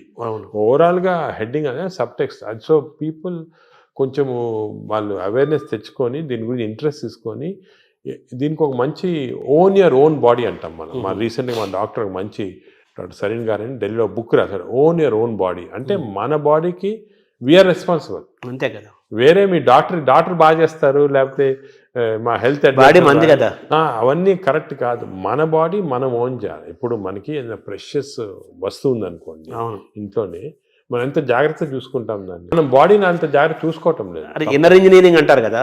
మనలోకి మనం లోపలికి చూసుకుంటూ, మనల్ని గమనించుకుంటూ, మన శరీరాన్ని మనం ఓన్ చేసుకుంటూ, మన హెల్త్ ని మనం డ్రైవ్ చేసి సింపుల్ ప్రిన్సిపల్స్ ఫాలో అయితే అంతే చాలా వరకు మనం బాడీ, మనం లైఫ్ స్పాన్ పెంచుకోవచ్చు హెల్తీగా. అంటే ఇంకోటి, ఇప్పుడు it is not question of life span, ఆ వర్డ్ తీస్తాం మన డిక్షనరీ. హెల్త్ స్పాన్ అంటే మనం ఎన్ని రోజులు బాగా జీవించవచ్చు. నార్మల్గా ఈ యానిమల్స్ అన్ని కూడా ఒక లైఫ్ స్పాన్ ఉంటుంది కదా, ఒక్కొక్క ఏజ్ ఉంటుంది. Human beings actually 120 years normal. అవును. బట్ 120 years ఎంతమంది? చాలా తక్కువ మంది. ఎందుకంటే ఇవన్నీ ఈ ప్రాబ్లమ్స్ వల్ల మనకి we don't want 120 years life span, ఏదో కర్రలు పట్టుకొని నడవలేక. హెల్త్ స్పాన్ మీకు 80 years or 90 years బాగా హెల్తీగా ఉన్నాం అనుకోండి, చాలా. అది సో హెల్త్ అంటే మన టాబ్లెట్, మెడిసిన్స్ ఇవన్నీ వేసుకొని ఎంత తక్కువ లైఫ్ స్పాన్ పెరుగుతుంది. ఇప్పుడు పరిస్థితి అది కరెక్ట్ కాదు. మనం ఎంత హెల్తీగా ఉంటే, అసలు ఇవన్నీ కూడా diabetes, heart disease, liver fatty, ఇవన్నీ రివర్సిబుల్. క్యాన్సర్ కొన్ని ప్రివెంటబుల్, క్యాన్సర్ రివర్సిబుల్ కాదు, ప్రివెంటబుల్. డయాబెటీస్, హెల్త్, హార్ట్, మన అన్ని వెజల్స్ బ్లాక్ అయిన తర్వాత we have seen by following certain principal you can reverse it. మీకు అవసరం లేదు. షుగర్ రివర్స్ చేయొచ్చు, హార్ట్ రివర్స్ చేయొచ్చు, లివర్ ఫ్యాట్, లివర్ కరెక్ట్.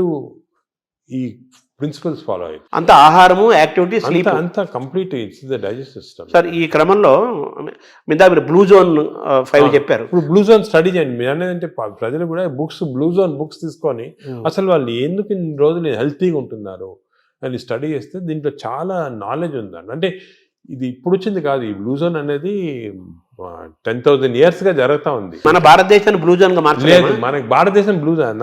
నాదేంటి, నేను చాలా మందికి ఈ పాలిటిక్స్ చెప్తుంటా, why can't we convert at least some part of India into blue zones? చేయొచ్చు. మన తెలుగు ప్రాంతాలను చేయొచ్చు. తెలుగు ప్రాంతాలను బ్లూ జోన్ చేయాలి. అంటే ఈ బ్లూ జోన్ అంటే ఒకరిద్దరు పాటించింది కాదు, ఆ పాపులేషన్ అంతా పాటించాలి. ఇప్పుడు ఒక పాపులేషన్ ఉన్నారనుకోండి, మనకి మంచి ప్రోగ్రెసివ్ పాలిటీషియన్స్ సీఎంస్ ఉన్నారనుకోండి, ఒక మంచి కాన్సెప్ట్ తీసుకొచ్చి ఐడియా, నేను అనుకునేది అందరికి ఉంది, అది మన దేశం అంటే ఆంధ్రప్రదేశే తెలంగాణ ఏదైనా కూడా బ్లూ జోన్స్ లాగా మార్చేసేవచ్చు, కానీ అందరు ఫాలో కావాలి. అంటే బ్లూ జోన్గా మారడం అంటే ఏం చేయాలి సార్? అంటే ఈ వాళ్ళు బ్లూ జోన్స్లో ఏం చేస్తారో స్టడీ చేసి మనం ఇంప్లిమెంట్ చేస్తే అయిపోతుంది. అంటే మీరు చెప్పిన ఆ మూడేనా? అంతే healthy food pattern, exercise pattern, life style, sleep pattern. వాతావరణ కాలుష్యం కూడా ఉంది, పొల్యూషన్. ఆ వాతావరణ పొల్యూషన్ లక్లీ మనకు అంత లేదు. ఇప్పుడు ఢిల్లీ అనుకోండి, అదే నార్త్ ఇండియా అనుకోండి, ఆ పొల్యూషన్ అనేది మనకి హ్యాండిల్ లేదు, ఏం చేయలేము.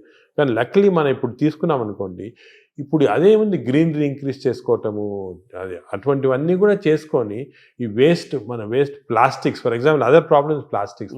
ఈ ప్లాస్టిక్స్ వల్ల కూడా మేము చాలా రీసెర్చ్ చేస్తున్నాం. చాలా micro plastics producing tissue damage అనేది చాలా ఉంది. కొన్ని plastic bottle, especially plastic bottle ఎండలో పెడతాము, అది తాగామనుకోండి, దాంట్లో చాలా మైక్రో ప్లాస్టిక్స్ మన బాడీలో ఎంటర్ అయ్యి చాలా ప్రాబ్లమ్, డేంజరస్ అది.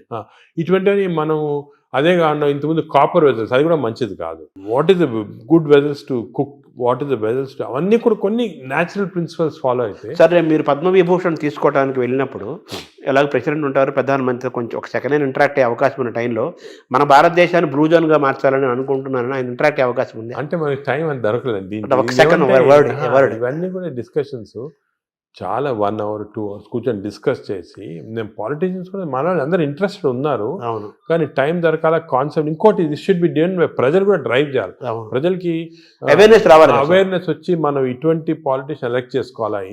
ఈ ఇంట్రెస్ట్ ఉన్న వాళ్ళకి, పాలిటీషియన్స్ ఇంట్రెస్టెడ్ ఇన్ హెల్త్, అదేవిధంగా న్యాచురల్ హెల్త్, ఆర్గానిక్ ఫుడ్, అటువంటి వాళ్ళని ఎక్కువ మనం సపోర్ట్ చేసాం అనుకోండి, ప్రజలు కూడా. అంటే ప్రజలు, ప్రభుత్వాలు, డాక్టర్స్ అందరూ కలిసి ప్రయాణం చేయాలి. ఇట్స్ ఏ కంబైన్డ్ పీపీపీ అంటారు, మోడ్ అంటారు చూడండి. అవును, పబ్లిక్ ప్రైవేట్, ఆ మోడ్లో రావాలి అందరు వచ్చి. ఎందుకంటే అల్టిమేట్లీ మనకి లైఫ్లో ఇంపార్టెన్స్ హెల్త్, అంతే కదా. అదేవిధంగా మనకి హ్యాపీనెస్ అవన్నీ ఉండాలంటే health is the most important. Ultimately health is the bottom line. అంతే, ఎంత రిచ్ ఉండి, ఎంత ఇండస్ట్రియలైజ్ అయ్యి, ఎంత సిటీ, ఎంత పెద్ద పెద్ద సిటీస్ డెవలప్ అయినా కూడా హెల్త్ లేకపోతే. అంతే కదా, చాలా మంది కోటీశ్వరులను చూస్తున్నాము, పెద్ద పెద్ద పదవుల్లో ఉంటారు, వాళ్ళు తినలేరు, తాగలేరు, నిద్రపోలేరు, ఎంజాయ్ చేయలేరు. I'm seeing so many rich patients, అవును, చాలా పెద్ద పొజిషన్ లో ఉన్నారు, చాలా వాళ్ళ ఫీల్డ్స్ లో చాలా ఫేమస్. సింపుల్ హెల్త్ ఫాలో కాకుండా they have damage their body. వాళ్ళు ఇప్పుడు ఫీల్ అవుతుంటారా, ఈ నాలెడ్జ్ మనకు ఉండుంటే 10 సంవత్సరాల క్రితం ఇలా ఉండేది కాదు. ఇప్పుడు నౌ నాలెడ్జ్ ఇస్ దేర్ కాబట్టి మీరు ప్రెస్ కానీ, ఎలక్ట్రానిక్ మీడియా కానీ, డిజిటల్ మీడియా కానీ, పొలిటికల్గా కానీ, అన్నీ అందరం కలిసి, మా డాక్టర్స్ అందరం కలిసి, this knowledge we have to give to general public. This knowledge is gold. This time వాళ్ళు కూడా, నేను అనేది అంటే మనం ఈ ఒక్క సెషన్లో గంట సేపులో అన్నీ చెప్పలేము. వాళ్ళు కూడా they should go in to the depth and read books about it, read papers about it, social మీడియాకి కరెక్ట్. అంటే మీరు చెప్పినట్టు ఏదేదో అన్నీ వస్తుంటాయి సోషల్ మీడియా, అలా ఫాలో కాకుండా కరెక్ట్గా people have done research, scientist ఉన్నారు దీంట్లో, డాక్టర్స్ ఉన్నారు రెప్యూటెడ్, ఇటువంటి వాళ్ళ దగ్గర నుంచి ఇన్ఫర్మేషన్ తీసుకొని జనరల్ పబ్లిక్ కానీ, జనరల్గా ఇది మనము ప్యాటర్న్స్ అడాప్ట్ చేస్తే డెఫినెట్గా overall health of the country will improve. Sir, ఇందాక మీరు మాట్లాడుతూ స్టూల్ గురించి మాట్లాడారు సార్. భవిష్యత్ అంతా స్టూల్ టెస్టులు జరుగుతాయని, బ్లడ్ బ్యాంకు లాగా స్టూల్ బ్యాంకులు వస్తాయని. మంచి హెల్తీ పీపుల్ని స్టూల్ తీసుకుంటే that stool is different from unhealthy person.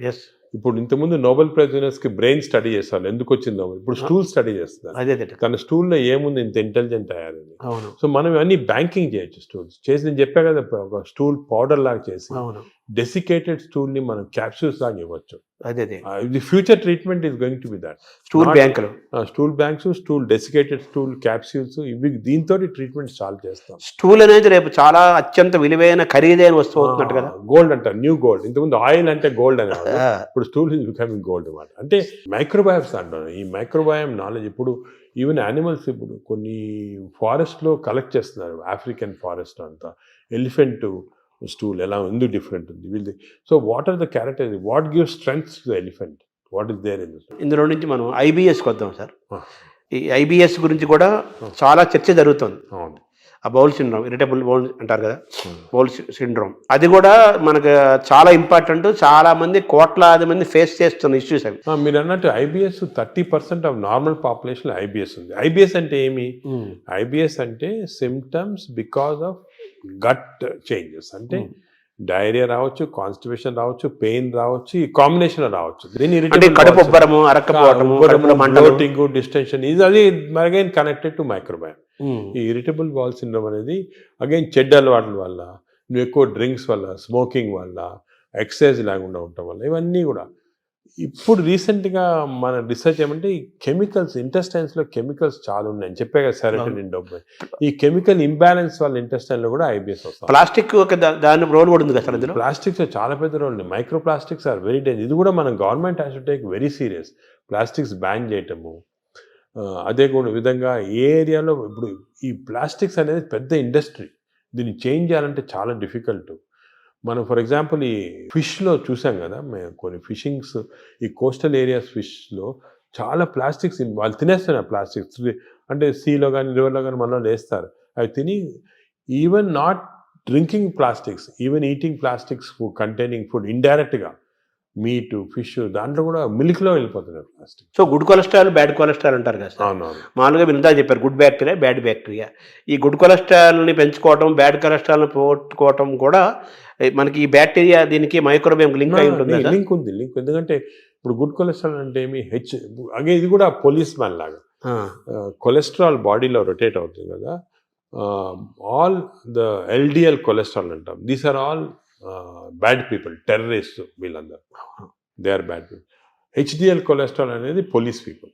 ఈ హెచ్డిఎల్ కొలెస్ట్రాల్ కాన్స్టెంట్లీ బాడీలో తిరుగుతూ ఉంటుంది. ఎక్కడెక్కడ ఈ బ్యాడ్ కొలెస్ట్రాల్, బ్యాడ్ పీపుల్ ఉంటే తీసేస్తూ ఉంటుంది అన్నమాట. సో హెచ్డిఎల్ కొలెస్ట్రాల్ ఎక్కువ చేసుకోవాలి మనం, అంటే గుడ్ కాప్స్ని ఎక్కువ చేసుకోవాలి, గుడ్ పోలీస్ వాళ్ళని ఎక్కువ చేసుకోవాలి. అది ఫుడ్ హ్యాబిట్స్, ఎక్సర్సైజ్, కొన్ని పర్టికులర్ టైప్స్ ఆఫ్ ఫుడ్లో కూడా హెచ్డిఎల్ కొలెస్ట్రాల్ ఇంక్రీజ్ అవుతుంది. ఇవి చేసి అవి హెచ్డిఎల్ కొలెస్ట్రాల్ నార్మల్గా 40 లిమిట్, 40 కన్నా తక్కువ ఉంటే మంచిది కాదు. మీరు బ్లడ్ ల్యాబ్లో చెక్ చేసుకోవచ్చు. మీ హెచ్డిఎల్ కొలెస్ట్రాల్ 40 కన్నా తక్కువ ఉంటే మంచిది కాదు, అది ఇంక్రీజ్ చేయాలి. అబోవ్ 60 ఉంటే మంచిది, అంటే ఎక్కువ పోలీసు వాళ్ళు ఉన్నారు మీ బాడీలో. ఈ ఎల్డిఎల్ కొలెస్ట్రాల్ 100 కన్నా ఎక్కువ ఉండకూడదు, మంచిది కాదు. 100 కన్నా తక్కువ ఉంటే 70, ఇప్పుడు మేము న్యూ లిమిట్ 70 పెట్టాము. ఎల్డిఎల్ కొలెస్ట్రాల్ 70 కన్నా తక్కువ ఉండి హెచ్డిఎల్ కొలెస్ట్రాల్ 60 కన్నా ఎక్కువ ఉంటే అంటే మంచి కాప్స్ ఉన్నాయి బాడీలో, ఈ టెర్రరిస్ట్ని, థీవ్స్ అని తీసేస్తున్నాయి అన్నమాట. సో అది ఏం చేయాలి, 60 HDL, less than 100 or less than 70 LDL cholesterol. Sir ఈ క్రమంలో మీరు బాగా అవేర్నెస్ తీసుకొచ్చే టాపిక్స్లో ఫ్యాటీ లివర్ ఒకటి తీసుకొస్తున్నారు కదా సార్. ఆ ఫ్యాటీ లివర్ పెరుగుతుంది కదా ఇప్పుడు చాలా. ఇది ఎపిడమిక్ అండి ఫ్యాటీ లివర్. నేను I'm very worried about it. ఎందుకంటే మేము స్టడీ చేస్తున్నాం పాపులేషన్స్ 30-40%లో మన ఇండియాలో ఈ ఫ్యాటీ లివర్ ఇండియాలో ఎందుకు ఎక్కువ ఉన్నాయంటే మన జీన్స్లో కొన్ని ఫాల్ట్ ఉంది. ఇండియన్ జీన్స్, మిడిల్ ఈస్టర్న్ జీన్స్లో కొంచెం ఫాల్ట్ వల్ల ఫ్యాటీ లివర్ ఈజీగా వస్తుంది. పొట్టలు వస్తుంటాయి. స్కాన్ చేసుకుంటే ఫ్యాటీ లివర్ కనపడుతుంది. ఈ లివర్ కూడా గట్ తర్వాత second most important organ is liver. ఈ liver is controlling heart. Fatty liver ఉన్న వాళ్ళు ఫ్యాటీ లివర్తో చనిపోరు. ఫ్యాటీ లివర్ ఉన్న వాళ్ళు హార్ట్ డిజీజ్తో చనిపోతారు, బ్రెయిన్ డిజీజ్ అంటారు. ఈ ఫ్యాటీ లివర్ కరెక్ట్ చేస్తే వాళ్ళు హార్ట్ కరెక్ట్ పోయి బ్రెయిన్ కరెక్ట్. ఫ్యాటీ లివర్ ఎలా కరెక్ట్ చేసుకోవాలి? ఫ్యాటీ లివర్ కూడా అగైన్ ఈ అన్ని ఎక్సర్సైజెస్ ఇవన్నీ కాకుండా మనకి కొత్త టెక్నాలజీ, కొత్త మెడికేషన్స్ అన్నీ వస్తున్నాయి ఫ్యాటీ లివర్ కరెక్షన్కి. ఫ్యాటీ లివర్కి మైక్రోబయామ్కి చాలా సంబంధం ఉంది. ఫ్యాటీ లివర్కి ఇంటెస్టైన్స్కి చాలా సంబంధం ఉంది. నవ్ వీఆర్ డూయింగ్ కొత్త రీసెర్చ్ ఏమంటే ఈ ఇంటెస్టైన్ డియోడనల్ మ్యూకోజాని మేము మార్పుడు చేస్తున్నాం ఎలక్ట్రోపోరేషన్ అనే టెక్నిక్ తోటి. అంటే చేంజ్ చేసేవచ్చు. చేంజ్ చేస్తే దాంట్లో ఫ్యాటీ లివర్ తగ్గిపోతా ఉంది అక్కడ. అంటే ఫ్యాటీ లివర్ నేను చేయటం లేదు, చిన్న ప్రేగుల్లో డియోడనంలో ఎలక్ట్రోపోరేషన్ చేసి ఆ మ్యూకోజాని చేంజ్ చేస్తే ఫ్యాటీ లివర్ నార్మల్ అయిపోతాం. ఇంకా కొంచెం చాలా రీసెర్చ్ జరుగుతుంది. అది విచిత్రం. We're going to come with a new device with which we can change the duodenal mucosa. దీన్ని డియోడినల్ మ్యూకోజల్ రీసర్ఫేసింగ్ అంటారు. అది చేస్తే లివర్లో ఫ్యాట్ పోతాం. తర్వాత ఇప్పుడు ఈ క్యాన్సర్ పెరుగుతోంది, దాని మీద కూడా మీరు రీసెర్చ్ చేస్తున్నారు.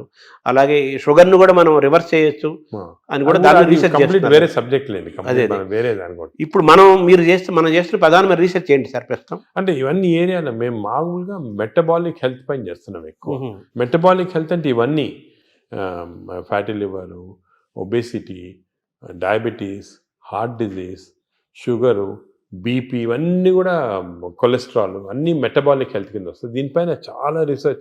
అంటే నేను చెప్పినట్టు ఒక రోజు మాట్లాడుకోవచ్చు మన రీసెర్చ్ గురించి. మేమేం చేస్తున్నాం అంటే మా యానిమల్ ల్యాబ్, మా దగ్గర పెద్ద యానిమల్ ల్యాబ్ ఉంది. యానిమల్ ల్యాబ్లో రీసెర్చ్ చేసి హౌ టు ట్రాన్స్లేషనల్ రీసెర్చ్ అంటారు. We have India's largest translational research centre. ఇంకోటి ఏం చేసామంటే మేము నాట్ ఓన్లీ ఇక్కడ డాక్టర్స్ కాకుండా ఐఐటిలో ఉన్న ఇంజనీర్స్ని, అలా IIITలో ఉన్న ఆర్టిఫిషియల్ ఇంటెలిజెన్స్ ఇంజనీర్స్ని, అదేవిధంగా హైదరాబాద్ యూనివర్సిటీలో ఉన్న మైక్రోబయాలజిస్టులు అందరూ కూడా తీసుకొచ్చే కన్సోర్షియం లాగా చేసి we're doing extensive research in this area. Because మేము చేసే రీసెర్చ్ ఇప్పుడు రేపు మీకు రాకపోయినా ఒక 4-5 yearsలో చాలా చేంజెస్ వస్తాయి.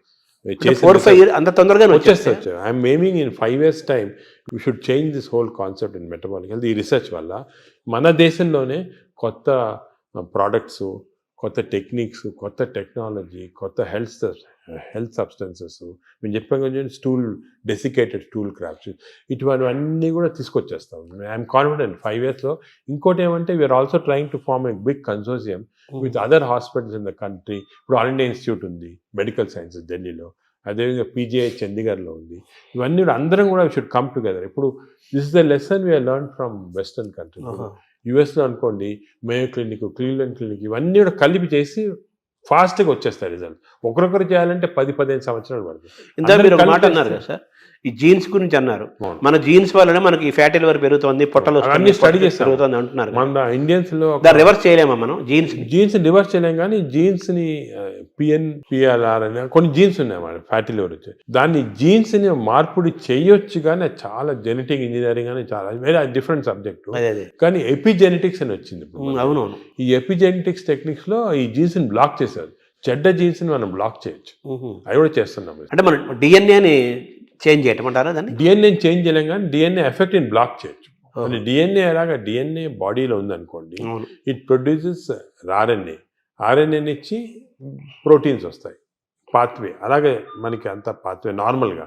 సో మనం చెడ్డు డిఎన్ఏ ఉన్నా కూడా అది చెడ్డ ఆర్ఎన్ఏ కాకుండా బ్లాక్ చేయొచ్చు. సార్, ఈ క్రమంలో ఈ బ్యాక్టీరియా మేనేజ్మెంట్లో మనకు యోగా, సూర్య నమస్కారాలు, ధ్యానము, స్పిరిచువల్ థింకింగ్, కళలు ఇవన్నీ ఉన్నాయి కదా. అంటే స్పిరిచువల్ థింకింగ్ అంటే మెడిటేషన్ టైప్, బ్రెయిన్ అంటే management of brain management, various meditation అటువంటి చేయొచ్చు.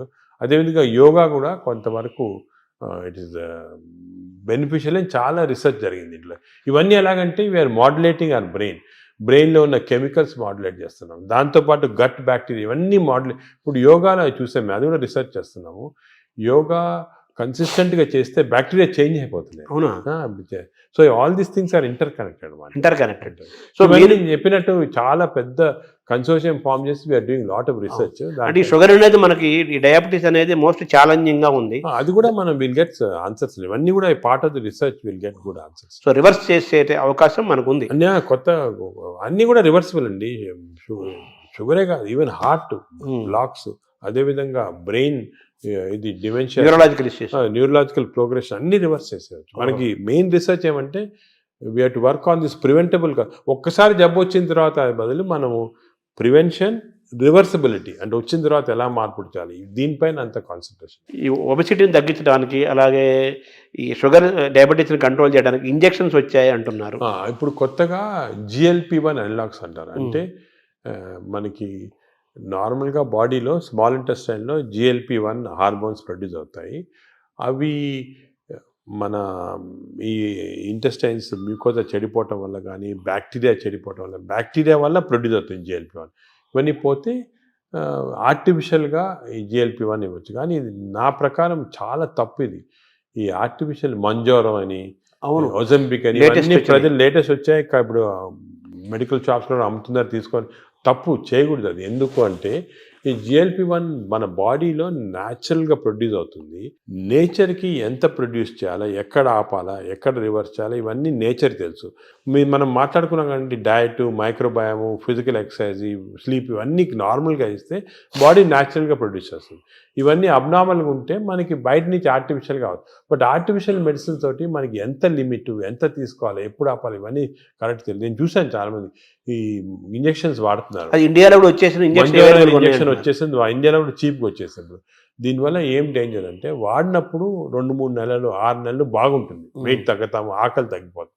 కానీ దీనిలో చాలా ఎఫెక్ట్ బాడీ పైన ఉంది. నేను అది కూడా స్టడీ చేస్తున్నాము. బాడీలో ఈ ఇంటెస్టైన్ నరాలు చెడిపోతున్నాయి, మూమెంట్ పోతా ఉంది, ఇంటెస్టైన్ అసలు మూమెంటే చెడిపోయింది. అదేవిధంగా బోన్స్ అబ్జార్ప్షన్ పోయి బోన్స్ వీక్ అయిపోతున్నాయి, మజిల్స్ ఎట్రోఫీ అవుతున్నాయి. ఫేస్లో we got now what is called Ozempic face, అంటే ఫేస్ అంతా ష్రింక్ అయిపోతుంది. చూసుంటారు కొంతమంది సెలబ్రిటీలో ఫేస్ చేంజ్ అయిపోతుంది దీనివల్ల. సో ఇవన్నీ కూడా these effects are some time not reversible also. మన మెటాబాలిజం వ్యతిరేకంగా ఉన్నట్టే కదా, వ్యతిరేకంగా ఉన్నట్టే. న్యాచురల్ మెథడ్లో చేయకుండా ఇలా చేస్తే మంచిది కాదు. మై అడ్వైజెస్ అసలు వాడద్దని, తప్పు ఇది. ఇవన్నీ all these injections artificial methods వాడతాం తప్పు, మనం చేయకూడదు. న్యాచురల్ మెథడ్స్ అన్నీ ట్రై చేసి ఫెయిల్ అయిన తర్వాత అండర్ మెడికల్ సూపర్విజన్ ఒక 3-4 months వాడి ఎందుకు వాడతాం, రీసెట్టింగ్ అంటాం అన్నమాట. మెటబాలిజం రీసెట్ చేయడానికి వాడచ్చు. కానీ ఇయర్స్ టుగెదర్ ఇంజెక్షన్ తీసుకోవడం ఏంటంటే చాలా తప్పు. Short cut methods they are not good. అసలు I advise public strongly don't use these injections. తప్పదు చాలా. తర్వాత ఇప్పుడు బ్యారియాటిక్ సర్జరీస్ ద్వారా కూడా మన లోపల ఫుడ్ ఇంటేక్ తగ్గిపోతుంది, షుగర్ లెవెల్స్ తగ్గిపోతాయి అంటున్నారు. బ్యారియాటిక్ సర్జరీ కూడా ఐఎమ్ అగేన్స్ట్, కానీ కొంతవరకు చాలా ఒబేసిటీ వచ్చి మనం న్యాచురల్ మెథడ్లో కంట్రోల్ చేయకపోతే కొంతవరకు హెల్ప్ చేయడానికి బ్యారియాట్రిక్ కానీ ఇంజెక్షన్స్ కానీ హెల్ప్ చేయడానికి అంతే. దాని తర్వాత మన న్యాచురల్ మెకానిజం వచ్చేసారు. ఒక్కసారి ఈ హెల్ప్ వచ్చిన తర్వాత న్యాచురల్ మెథడ్స్తో మెయింటైన్ చేయాలి. మన న్యాచురల్ మెథడ్స్ లేకపోతే బ్యారియాట్రిక్ సర్జరీ కాదు, ఇంజెక్షన్ ఏం చేసినా కూడా వేస్ట్. అంటే మనం సహజంగా పెరగటం కానీ తగ్గటం కానీ ఈ డిజార్డర్స్ మెయింటైన్ చేసుకోవటం మన సహజంగా జరగాలంటారు. Own your own body, body అంటే మన బాడీని మనం ఓన్ చేయాలి, మన కంట్రోల్ చేసుకోవాలి. కానీ ఈ వేరే ఇంజెక్షన్స్ కంట్రోల్ డాక్టర్ చేస్తారు, దీన్ని బ్యారియాట్రిక్ చేస్తారు అనేది తప్పు. అసలు మీ మేజర్ గోల్ ఏంటి సార్? అంటే మనకి మీరు పద్మవిభూషణ్ వచ్చింది మన ఇండియా వరకు, అది కాకుండా American association of society of gastroenterologist award కూడా హైయెస్ట్ అవార్డు గ్యాస్ట్రోఎంటరాలజీకి సంబంధించి. అలాగే సాంఘైలో జరిగిన దాంట్లో వరల్డ్ టాప్ దాంట్లో అవార్డు వచ్చింది. అది మీ ప్రొఫెషన్కి మీ సబ్జెక్ట్కి అది డెఫినెట్గా హైయెస్ట్ అవార్డ్స్ అవి. నెక్స్ట్ నోబుల్ మన భారతదేశానికి నోబుల్ రాదా? అంటే ఇలా చేయటం వల్ల నోబుల్ అవుతాం, పని చేయడం వల్ల గుర్తింపు కోసం పనిచేయటం కాదు. అంటే ఈ గుర్తింపులన్నీ కూడా మనము మీరు చెప్పినట్టు గుర్తింపుల కోసం ఎవరు పనిచేయరు. ఈ నోబెల్ ప్రైజ్ కానీ గుర్తింపు రావడం, మనం పని చేస్తూ ఉంటే కొంతవరకు రికగ్నిషన్ వస్తుంది, వేరే ఆర్గనైజేషన్ రికగ్నైజ్ చేస్తారు. ఈ రికగ్నిషన్స్ కూడా నా ప్రకారం అది ఇంపార్టెంట్ కాదు. సరే ఇయర్ పద్మవిభూషణ్ వచ్చింది, మేము సంతోషపడతాము, ఓ రెండు సంవత్సరాలు మర్చిపోతాం. ఇంకేమైనా అడిగారనుకోండి వచ్చిందా, ఆయనకు వచ్చిందా అలాగంటారు. అంటే ఈ అవార్డ్స్ అన్ని కూడా ట్రాన్సియెంట్, జన గుండెల్లో ఉండాలి. మనకు కాదు అసలు, మనం దీని గురించి కూడా ఇంపార్టెన్స్ ఇవ్వకూడదు. ఇవన్నీ టెంపరీగా ట్రాన్సియెంట్గా ఏదో recognition. But our goal should be మనం సొసైటీకి ఏం చేయొచ్చు, ఎలాగ మార్పుడి చేయొచ్చు. ఇండివిజువల్గా డాక్టర్స్ అందరూ కూడా అందరూ బాగా పనిచేసి దే హెల్ప్, చాలా మందికి పేషెంట్స్ హెల్ప్ చేస్తారు, లైఫ్ సేవింగ్ చేస్తారు, అవన్నీ చేస్తారు. ఆ సాటిస్ఫాక్షన్ అనేది వస్తుంది అన్నమాట మనకి. అంటే ఈ ఏఏజీ యొక్క మేజర్ గోల్ ఏంటంటే మాకు ఇప్పుడు పబ్లిక్ అంటే ప్రజల్లో హెల్త్ గురించి ఒక మార్పుడి రావచ్చు. It has to be done in ethical way, proper way. ఈ మోడర్న్ మెడిసిన్ ఒక విధంగా, అదే కాకుండా అంటే మోడర్న్ మెడిసిన్ అంటే ఏంటి సార్? అంటే ఇప్పుడు మోడర్న్ టెక్నాలజీ వచ్చాయి కదా, ఈ టెక్నాలజీతో మేము రోబోటిక్ సర్జరీ చేస్తున్నాం, ఈ సర్జరీ, ఇది ఒక ఆస్పెక్ట్. ఇదే కాకుండా general public health awareness తీసుకురావటము, natural మెథడ్లో హౌ పీపుల్ కెన్ బెనిఫిట్ అనేది, ఇవన్నీ కూడా ఒక ఎథికల్ వేలో చేయటము, ఇవి చాలా ముఖ్యమైన మా ఎయిమ్స్ మాట. అంటే వైద్యం అనేది అత్యంత ఖరీదైన అంశంగా మారిపోయింది కదా ఇప్పుడు. అది ఖరీదైన అంటే కొంతవరకు బికాస్ టెక్నాలజీ వల్ల దానివల్ల అవన్నీ ఉంటాయి, అది తీసేయండి. అది కూడా మేము మన ఓన్ టెక్నాలజీ తయారు చేయటం, దానికి ఇంజనీరింగ్ ఐఐటీస్ తోటి మేము చాలా చేస్తున్నాం. సో టెక్నాలజీ కాస్ట్ ఇప్పుడు ఇండియాలో ప్రస్తుతము $6 billion worth of medical equipment import చేస్తున్నాం. దాంట్లో 1.5 billion ఫ్రమ్ అమెరికా ఇట్సెల్ఫ్. ఈ ఇంపోర్ట్స్ ఎలా తగ్గించవచ్చు, ఎలాగ దీన్ని జీరోకి తీసుకురావాలా, ఇటువంటి అన్నీ ఒకే. సో మన టెక్నాలజీ చీప్లో వస్తే అదే సేమ్ థింగ్ విల్ ట్రాన్స్ఫర్. అంటే మనం ఇందాక ప్రారంభంలో మాట్లాడుకున్నట్టుగా మన ఫుడ్ హ్యాబిట్స్ మారడం వల్ల ఆ యూరోపియన్ బ్యాక్టీరియా నుంచి మన బ్యాక్టీరియా మనం తెచ్చుకోవాలి. న్యాచురల్ మెథడ్లు ఎలా చేయొచ్చు, పబ్లిక్ నేచర్ అంటే న్యాచురల్గా బాగా హెల్తీగా ఎలా ఉండొచ్చు. సో వెస్టర్న్ డిజీజెస్, వెస్టర్న్ ఇవి ఎలా ఇవన్నీ కూడా కాంప్రహెన్సివ్ హెల్త్ ఫర్ పీపుల్ అనేది మా ఎయిమ్. అంటే ఒక సింపుల్ సెంటెన్స్ చెప్పాలి, హెల్త్ ఫర్ పీపుల్. ఇప్పుడు గ్యాస్ట్రోఎంటరాలజీ అనే సబ్జెక్ట్లో హాంకాంగ్ నెంబర్ 1గా ఉందా? గ్యాస్ట్రోఎంటరాలజీలో Hong Kong prince of Wales hospital number 1 institute. దాని గురించి వాళ్ళు చాలా రీసెర్చ్ చేసి డెడికేటెడ్గా లాస్ట్ 50 ఇయర్స్గా వర్క్ చేస్తున్నారు. అదే సో వాళ్ళతో మేము అసోసియేషన్ చేసి, ఫర్ ఎగ్జాంపుల్ అక్టోబర్లో Hong Kong prince of Wales hospital, AG hospital India combined symposium చేసి అందరు డాక్టర్స్ని పిలిచాం ఇండియాలో. సో వాళ్ళు కూడా దే కెన్ లెర్న్ అక్కడ ఏం చేస్తున్నారు, మనం ఏం చేయొచ్చు, మనం అంటే ఇవన్నీ కూడా. ఇంకోటి ఏమంటే మెడిసిన్ ఇంపార్టెంట్, కాన్స్టెంట్గా వేరే వాళ్ళ చేత నేర్చుకోవాలి. మనమే గ్రేట్, మనమే పెద్ద ఎక్స్చేంజ్ వేరే వాళ్ళు ఏం చేస్తున్నారు, మనకన్నా ఏమైనా బెటర్ చేస్తున్నారు, అది మనం చేయొచ్చా, ఏది చేస్తే మన ప్రజలకి బెనిఫిట్ వస్తుంది, అది ఎప్పుడు కాన్స్టెంట్ చూస్తూ ఉండాలి. చాలా అంటే ఈ గ్యాస్ట్రోఎంట్రాలజీలో ఫస్ట్, సెకండ్, థర్డ్గా తీసుకుంటే మన ఏజీ థర్డ్ ప్లేస్లో ఉందంటున్నారు కదా, సెకండ్ ప్లేస్ ఇంకేంటి తర్వాత? హాంకాంగ్ తర్వాత మేయో క్లినిక్ ఉంది యునైటెడ్ స్టేట్స్లో. వాళ్ళు కూడా చాలా రీసెర్చ్ చేస్తున్నారు. వాళ్ళు వేరే టైప్ ఆఫ్, అది హై టెక్నాలజీ రీసెర్చ్ అంతా. సో హాంకాంగ్ వాళ్ళు ఇన్ బిట్వీన్ మనకేమంటే అవసరము ఈ ఫస్ట్, సెకండ్, థర్డ్ అది చూసుకోకుండా మన ప్రజలు అంటే మన ఇన్స్పిరేషన్ మన ప్రజలకి తక్కువ కాస్ట్లో ఏం చేయొచ్చు. ఇప్పుడు హాంకాంగ్లో ఏం చేస్తారు, మేయో క్లినిక్లో ఏం చేస్తున్నారు, అదేవిధంగా ఇటలీలో జెమినీ హాస్పిటల్ ఉంది, వాళ్ళు కూడా 4th ప్లేస్లో ఉన్నారు, వాళ్ళు ఏం చేస్తారు. ఇవన్నీ కూడా మన దగ్గర అడాప్ట్ చేసి తక్కువ ఖర్చులో మన ప్రజలకి ఎలాగ బెనిఫిట్ చేయొచ్చు, how can we work for that అనేది మా డాక్టర్స్ అందరూ కూడా ఆ కల్చర్ ఒకటి వచ్చింది మాట. సో నెలకు ₹1,00,00,000 జీతాన్ని కూడా ఇవ్వడానికి 10 ఏళ్ల క్రితం మీకు అవకాశం వచ్చినా కానీ అవన్నీ వదులుకొని ఇక్కడే ఉంటున్నందుకు, ఏజెంట్ డెవలప్ చేస్తున్నందుకు మీరు తృప్తిగా ఉన్నారా?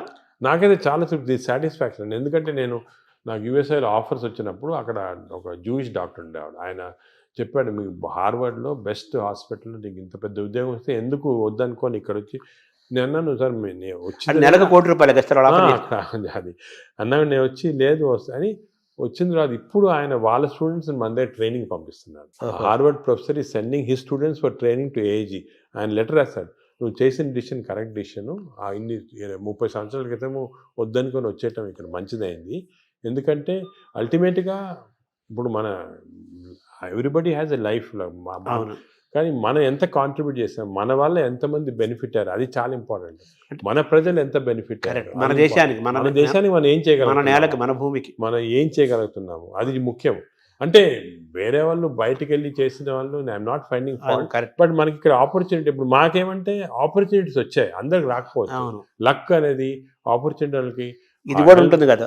అంటే సొసైటీ వాళ్ళు హెల్ప్ చేసిన, మీరు చెప్పినట్టు రాత, డెస్టినీ, అదే గవర్నమెంట్ కూడా హెల్ప్ చేయటము, అన్ని గవర్నమెంట్ కూడా బాగా హెల్ప్ చేస్తారు. సో మిమ్మల్ని మీరు రివ్యూ చేసుకుంటే ఒకసారిగా మీ కెరీర్ని మేజర్ ఇన్స్పిరేషన్స్ కానీ లేదా టర్నింగ్ పాయింట్స్గా తీసుకుంటే, మీరు పెథాలజిస్ట్గా ఉండాల్సింది ఇట్లోకి నాన్నగారి అడ్వైస్ తోటి గ్యాస్ట్రో రావటం ఒక సబ్జెక్ట్ ఒకదాన్ని చెప్పచ్చు. నాకు చాలామంది చిన్నప్పటి నుంచి మా టీచర్స్ కానీ, పేరెంట్స్ కానీ, లీడర్స్ కానీ, సొసైటీలో చాలామంది ఇన్స్పిరేషన్ కానీ హెల్ప్ చేశారు. మామూలు నేనేమంటే ప్రతి వాళ్ళు కూడా I see something what is the positive and try and adapt చూసుకుంటామాట. అలా చూసుకుంటే లాట్ ఆఫ్, అంటే అందరూ నాన్నగారేనా మీ పెథాలజీ గ్యాస్ట్రోఎంట్రాలజీ రావడానికి? మేజర్గా మా ఫాదర్ చాలా స్ట్రిక్ట్ మనిషి. ఆయన లైఫ్ లాంగ్ కూడా సర్వీస్ చేసి థౌజండ్స్ ఆఫ్ స్టూడెంట్స్ని ట్రైన్ చేసి సొంతంగా ఏం చేసుకోలేదు. అంటే ఆయన పాపం డబ్బు ఏం చేసుకోలేదు. చాలా ఆయన మామూలుగా ఇంట్లో ఉంటే కూడా చిన్న బల్బు ఆన్ చేసి, ఎలక్ట్రిసిటీ ఎక్కువ అవుతుందని చెప్పి బల్బులు కూడా ఆన్ చేశాడు కాదు, చిన్న బల్బ్ కింద కూర్చుంటారు చేసి చాలా పబ్లిష్ చేసి ఒక కల్చర్ అనేది మా దాంట్లో ఇంబైబ్ చేశాడు. నువ్వు ఇలా ఉండాలా, ఇది ఇంపార్టెంట్, సొసైటీకి ఏమైనా చేయాలి కానీ నువ్వేమైనా చేసుకుంటే ఏం లాభం వేస్ట్ అని చెప్పి ముందు నుంచి నన్ను ఎంకరేజ్ చేశారు. ప్రాక్టీస్ వద్దు, you setup institution, do research, do service అని.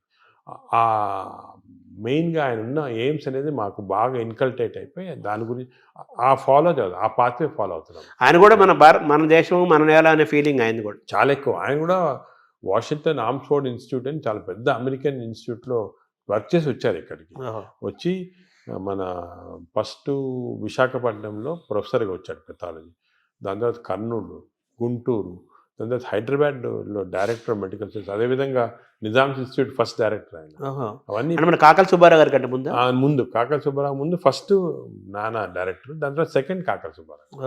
సో అలాగా ఈజ్ ఫుల్ సర్వీస్. ఆయన చూస్తే ఒక ఇన్స్పిరేషన్, అరే అసలు ఆయనకి ఏం వేరే ఇది లేదు, ఈ కూడా మేడ్ లాట్ ఆఫ్ మనీ, కూడా గాన్ ఇన్ డిఫరెంట్ రూట్, అవన్నీ ఏం లేకుండా ఇంత. అంటే మిమ్మల్ని మీరు ఇప్పుడు ఎలా మేనేజ్ చేసుకుంటున్నారు సార్? మీకు ప్రొఫెషనల్ స్ట్రెస్ అలాగే మీకు అందరిలాగే మీకు 24 hours కదా. అంటే స్ట్రెస్ అనేది దానికి ట్రిక్ ఏమంటే చిన్న సింపుల్ ట్రిక్ అండి, you have to enjoy your work. Enjoy చేస్తే స్ట్రెస్ ఉండదు. ఇష్టపడమంటారు, ఇంటర్వ్యూ చేస్తున్నారు, మీరు ఎంజాయ్ చేస్తున్నారు, అలాగా ఎంజాయ్ చేస్తే మీకు 10 ఇంటర్వ్యూలు చేస్తే మీకేం స్ట్రెస్ ఉండదు. అలాగే నాకు కూడా సీరియస్ పేషెంట్స్ వాళ్ళ లైఫ్ సేవ్ చేస్తున్నాము. ప్రతి పేషెంట్కి ఒక స్టోరీ ఉంది. ప్రతి పేషెంట్ వెనకాతల ఒక లైఫ్ ఉంది. అవన్నీ మేము తీసుకుంటే we enjoy everything we do. ఆ ఎంజాయ్మెంట్ వచ్చిందనుకోండి అసలు స్ట్రెస్ 24 hours వర్క్ చేయొచ్చు. Only thing is proper nutrition, proper exercise, proper sleep అనేది మాస్టర్ చేయాలి. అది మాస్టర్ చేస్తే మిగతా అంతా. అంటే ఏఏజీని ఎలా చూడాలనుకుంటున్నారు భవిష్యత్తులో మీరు? నేను ఏజీ మా ఏమంటే it should become one of the best hospitals మన దేశంలో కాకుండా ఈవెన్ వరల్డ్ వైడ్. ఆల్రెడీ వచ్చేసింది లక్కీ. న్యూస్ వీక్ మ్యాగజైన్ చాలా మేజర్ ఇచ్చేసారనమాట. సెన్సస్ చేసి దే రేటెడ్ ఇండియాలో only hospital taken is AG. AG is one of the best hospitals in the world ని they given that certificate. మీరు బయట చూసింటారు. అవును, మొత్తం తీసారు అది. So I'm very satisfied. కానీ ఇంకా కూడా చేయాలంటే ఒక లెవెల్కి వచ్చామని చెప్పి మనము వదిలేసుకుంటే స్లోగా డిటీరేషన్ వస్తుంది. కాన్స్టెంట్గా బి అవేర్ ఆఫ్ దిస్. ఎందుకంటే ఇంకోటి మన దాంట్లో నేను చూసి మా స్టూడెంట్స్ చాలామంది మా ట్రైన్ చేస్తుంటాము. We got very bright students ఇండియాలో, మంచి డాక్టర్స్, బ్రైట్ స్టూడెంట్స్. వాళ్ళకి కరెక్ట్ పాత్వే చూపించి కరెక్ట్ ఇది కమర్షియలైజేషన్ వద్దు, you going to research, you going to doing good for public ఉన్న వరకు మీకు బాగా సాటిస్ఫాక్షన్. ఒక ఫిలాసఫీ వాళ్ళకి ఇచ్చి ఒక మంచి స్టూడెంట్స్ గ్రూప్ని నీ లైఫ్ స్టైల్లో 1000 మందిని తయారు చేయొచ్చు. అలాగే వాళ్ళు ఇంకో 1000 మందిని తయారు చేస్తారు. చూసుకోండి ఎలా స్ప్రెడ్ అవుతుంది. అదే we can create a society which is very positive. అంటే నాగేశ్వర రెడ్డి గారి యొక్క, మీ నాన్నగారి యొక్క వారసత్వాన్ని మీరు తీసుకున్నారు. ఆయన ఒక స్టైల్ ఆఫ్ లైఫ్, మీదొక మీదొక స్టైల్ ఇది డిఫరెంట్. పైకి ఇలా లేపారు ఏజ్ అనే దాన్ని. ఇప్పుడు నెక్స్ట్ మీ దాని నెక్స్ట్ జనరేషన్ ఉన్నారు. మా ఆల్రెడీ సెట్ చేసాము. నెక్స్ట్ మంచి నాకన్నా మంచి వాళ్ళు ఉన్నారు నెక్స్ట్ జనరేషన్లో. రీసెర్చ్లో కానీ సొసైటీలో పనిచేయడానికి కానీ అందరు సెట్ అయిపోయారు. నేను ఇప్పుడు ఇర్రెలెవెంట్. ఈ స్టేజ్ అయిపోయింది నాది. నా పని అయితే అయిపోయింది. నెక్స్ట్ జనరేషన్ ఆల్రెడీ స్టార్ట్ చేశారు. నేను ఇప్పుడు ఉన్నా లేకపోయినా కూడా డిఫరెన్స్ లేదు. అలాగే వాళ్ళు నెక్స్ట్ జనరేషన్ సెట్ చేస్తారు. ఒక వ్యవస్థను క్రియేట్ చేసి వాళ్ళు నెక్స్ట్ జనరేషన్. నేను అనుకున్నాను మన దేశానికి అంటే ఏమంటే మనం కొంచెం లేట్ అయింది మన డెవలప్మెంట్లో దాంట్లో కానీ. ఇప్పుడు జపాన్ చూసుకోండి, వరల్డ్ వార్ తర్వాత ఎంత హార్డ్ వర్క్ చేసి వాళ్ళు వచ్చారు. ఇప్పుడు మనము ఇప్పుడు స్టార్ట్ చేయాలి. చైనా కూడా వాళ్ళు కూడా యాక్టివ్, వాళ్ళు వేరే వాళ్ళంతే డెమోక్రసీ కాదు కాబట్టి ఈజీ అయిపోయింది. ఇప్పుడు మనం ఏం చేయాలంటే నెక్స్ట్ 20-30 years ఇలాగ అందరూ ఒక ఆశయంతో ఒక ఇచ్చేయాలని వర్క్ చేస్తే మన దేశం కూడా విల్ బికమ్ బెటర్. మీరు డాక్టర్స్కి, పబ్లిక్కి, ప్రభుత్వాలకి ఇచ్చే ఒక సింగిల్ మెసేజ్ ఏంటి సార్? సింగిల్ మెసేజ్ ఏమంటే నేను let us all work together, work hard, create the best culture. మన దగ్గర ఉంది best culture in the world. Thank you sir.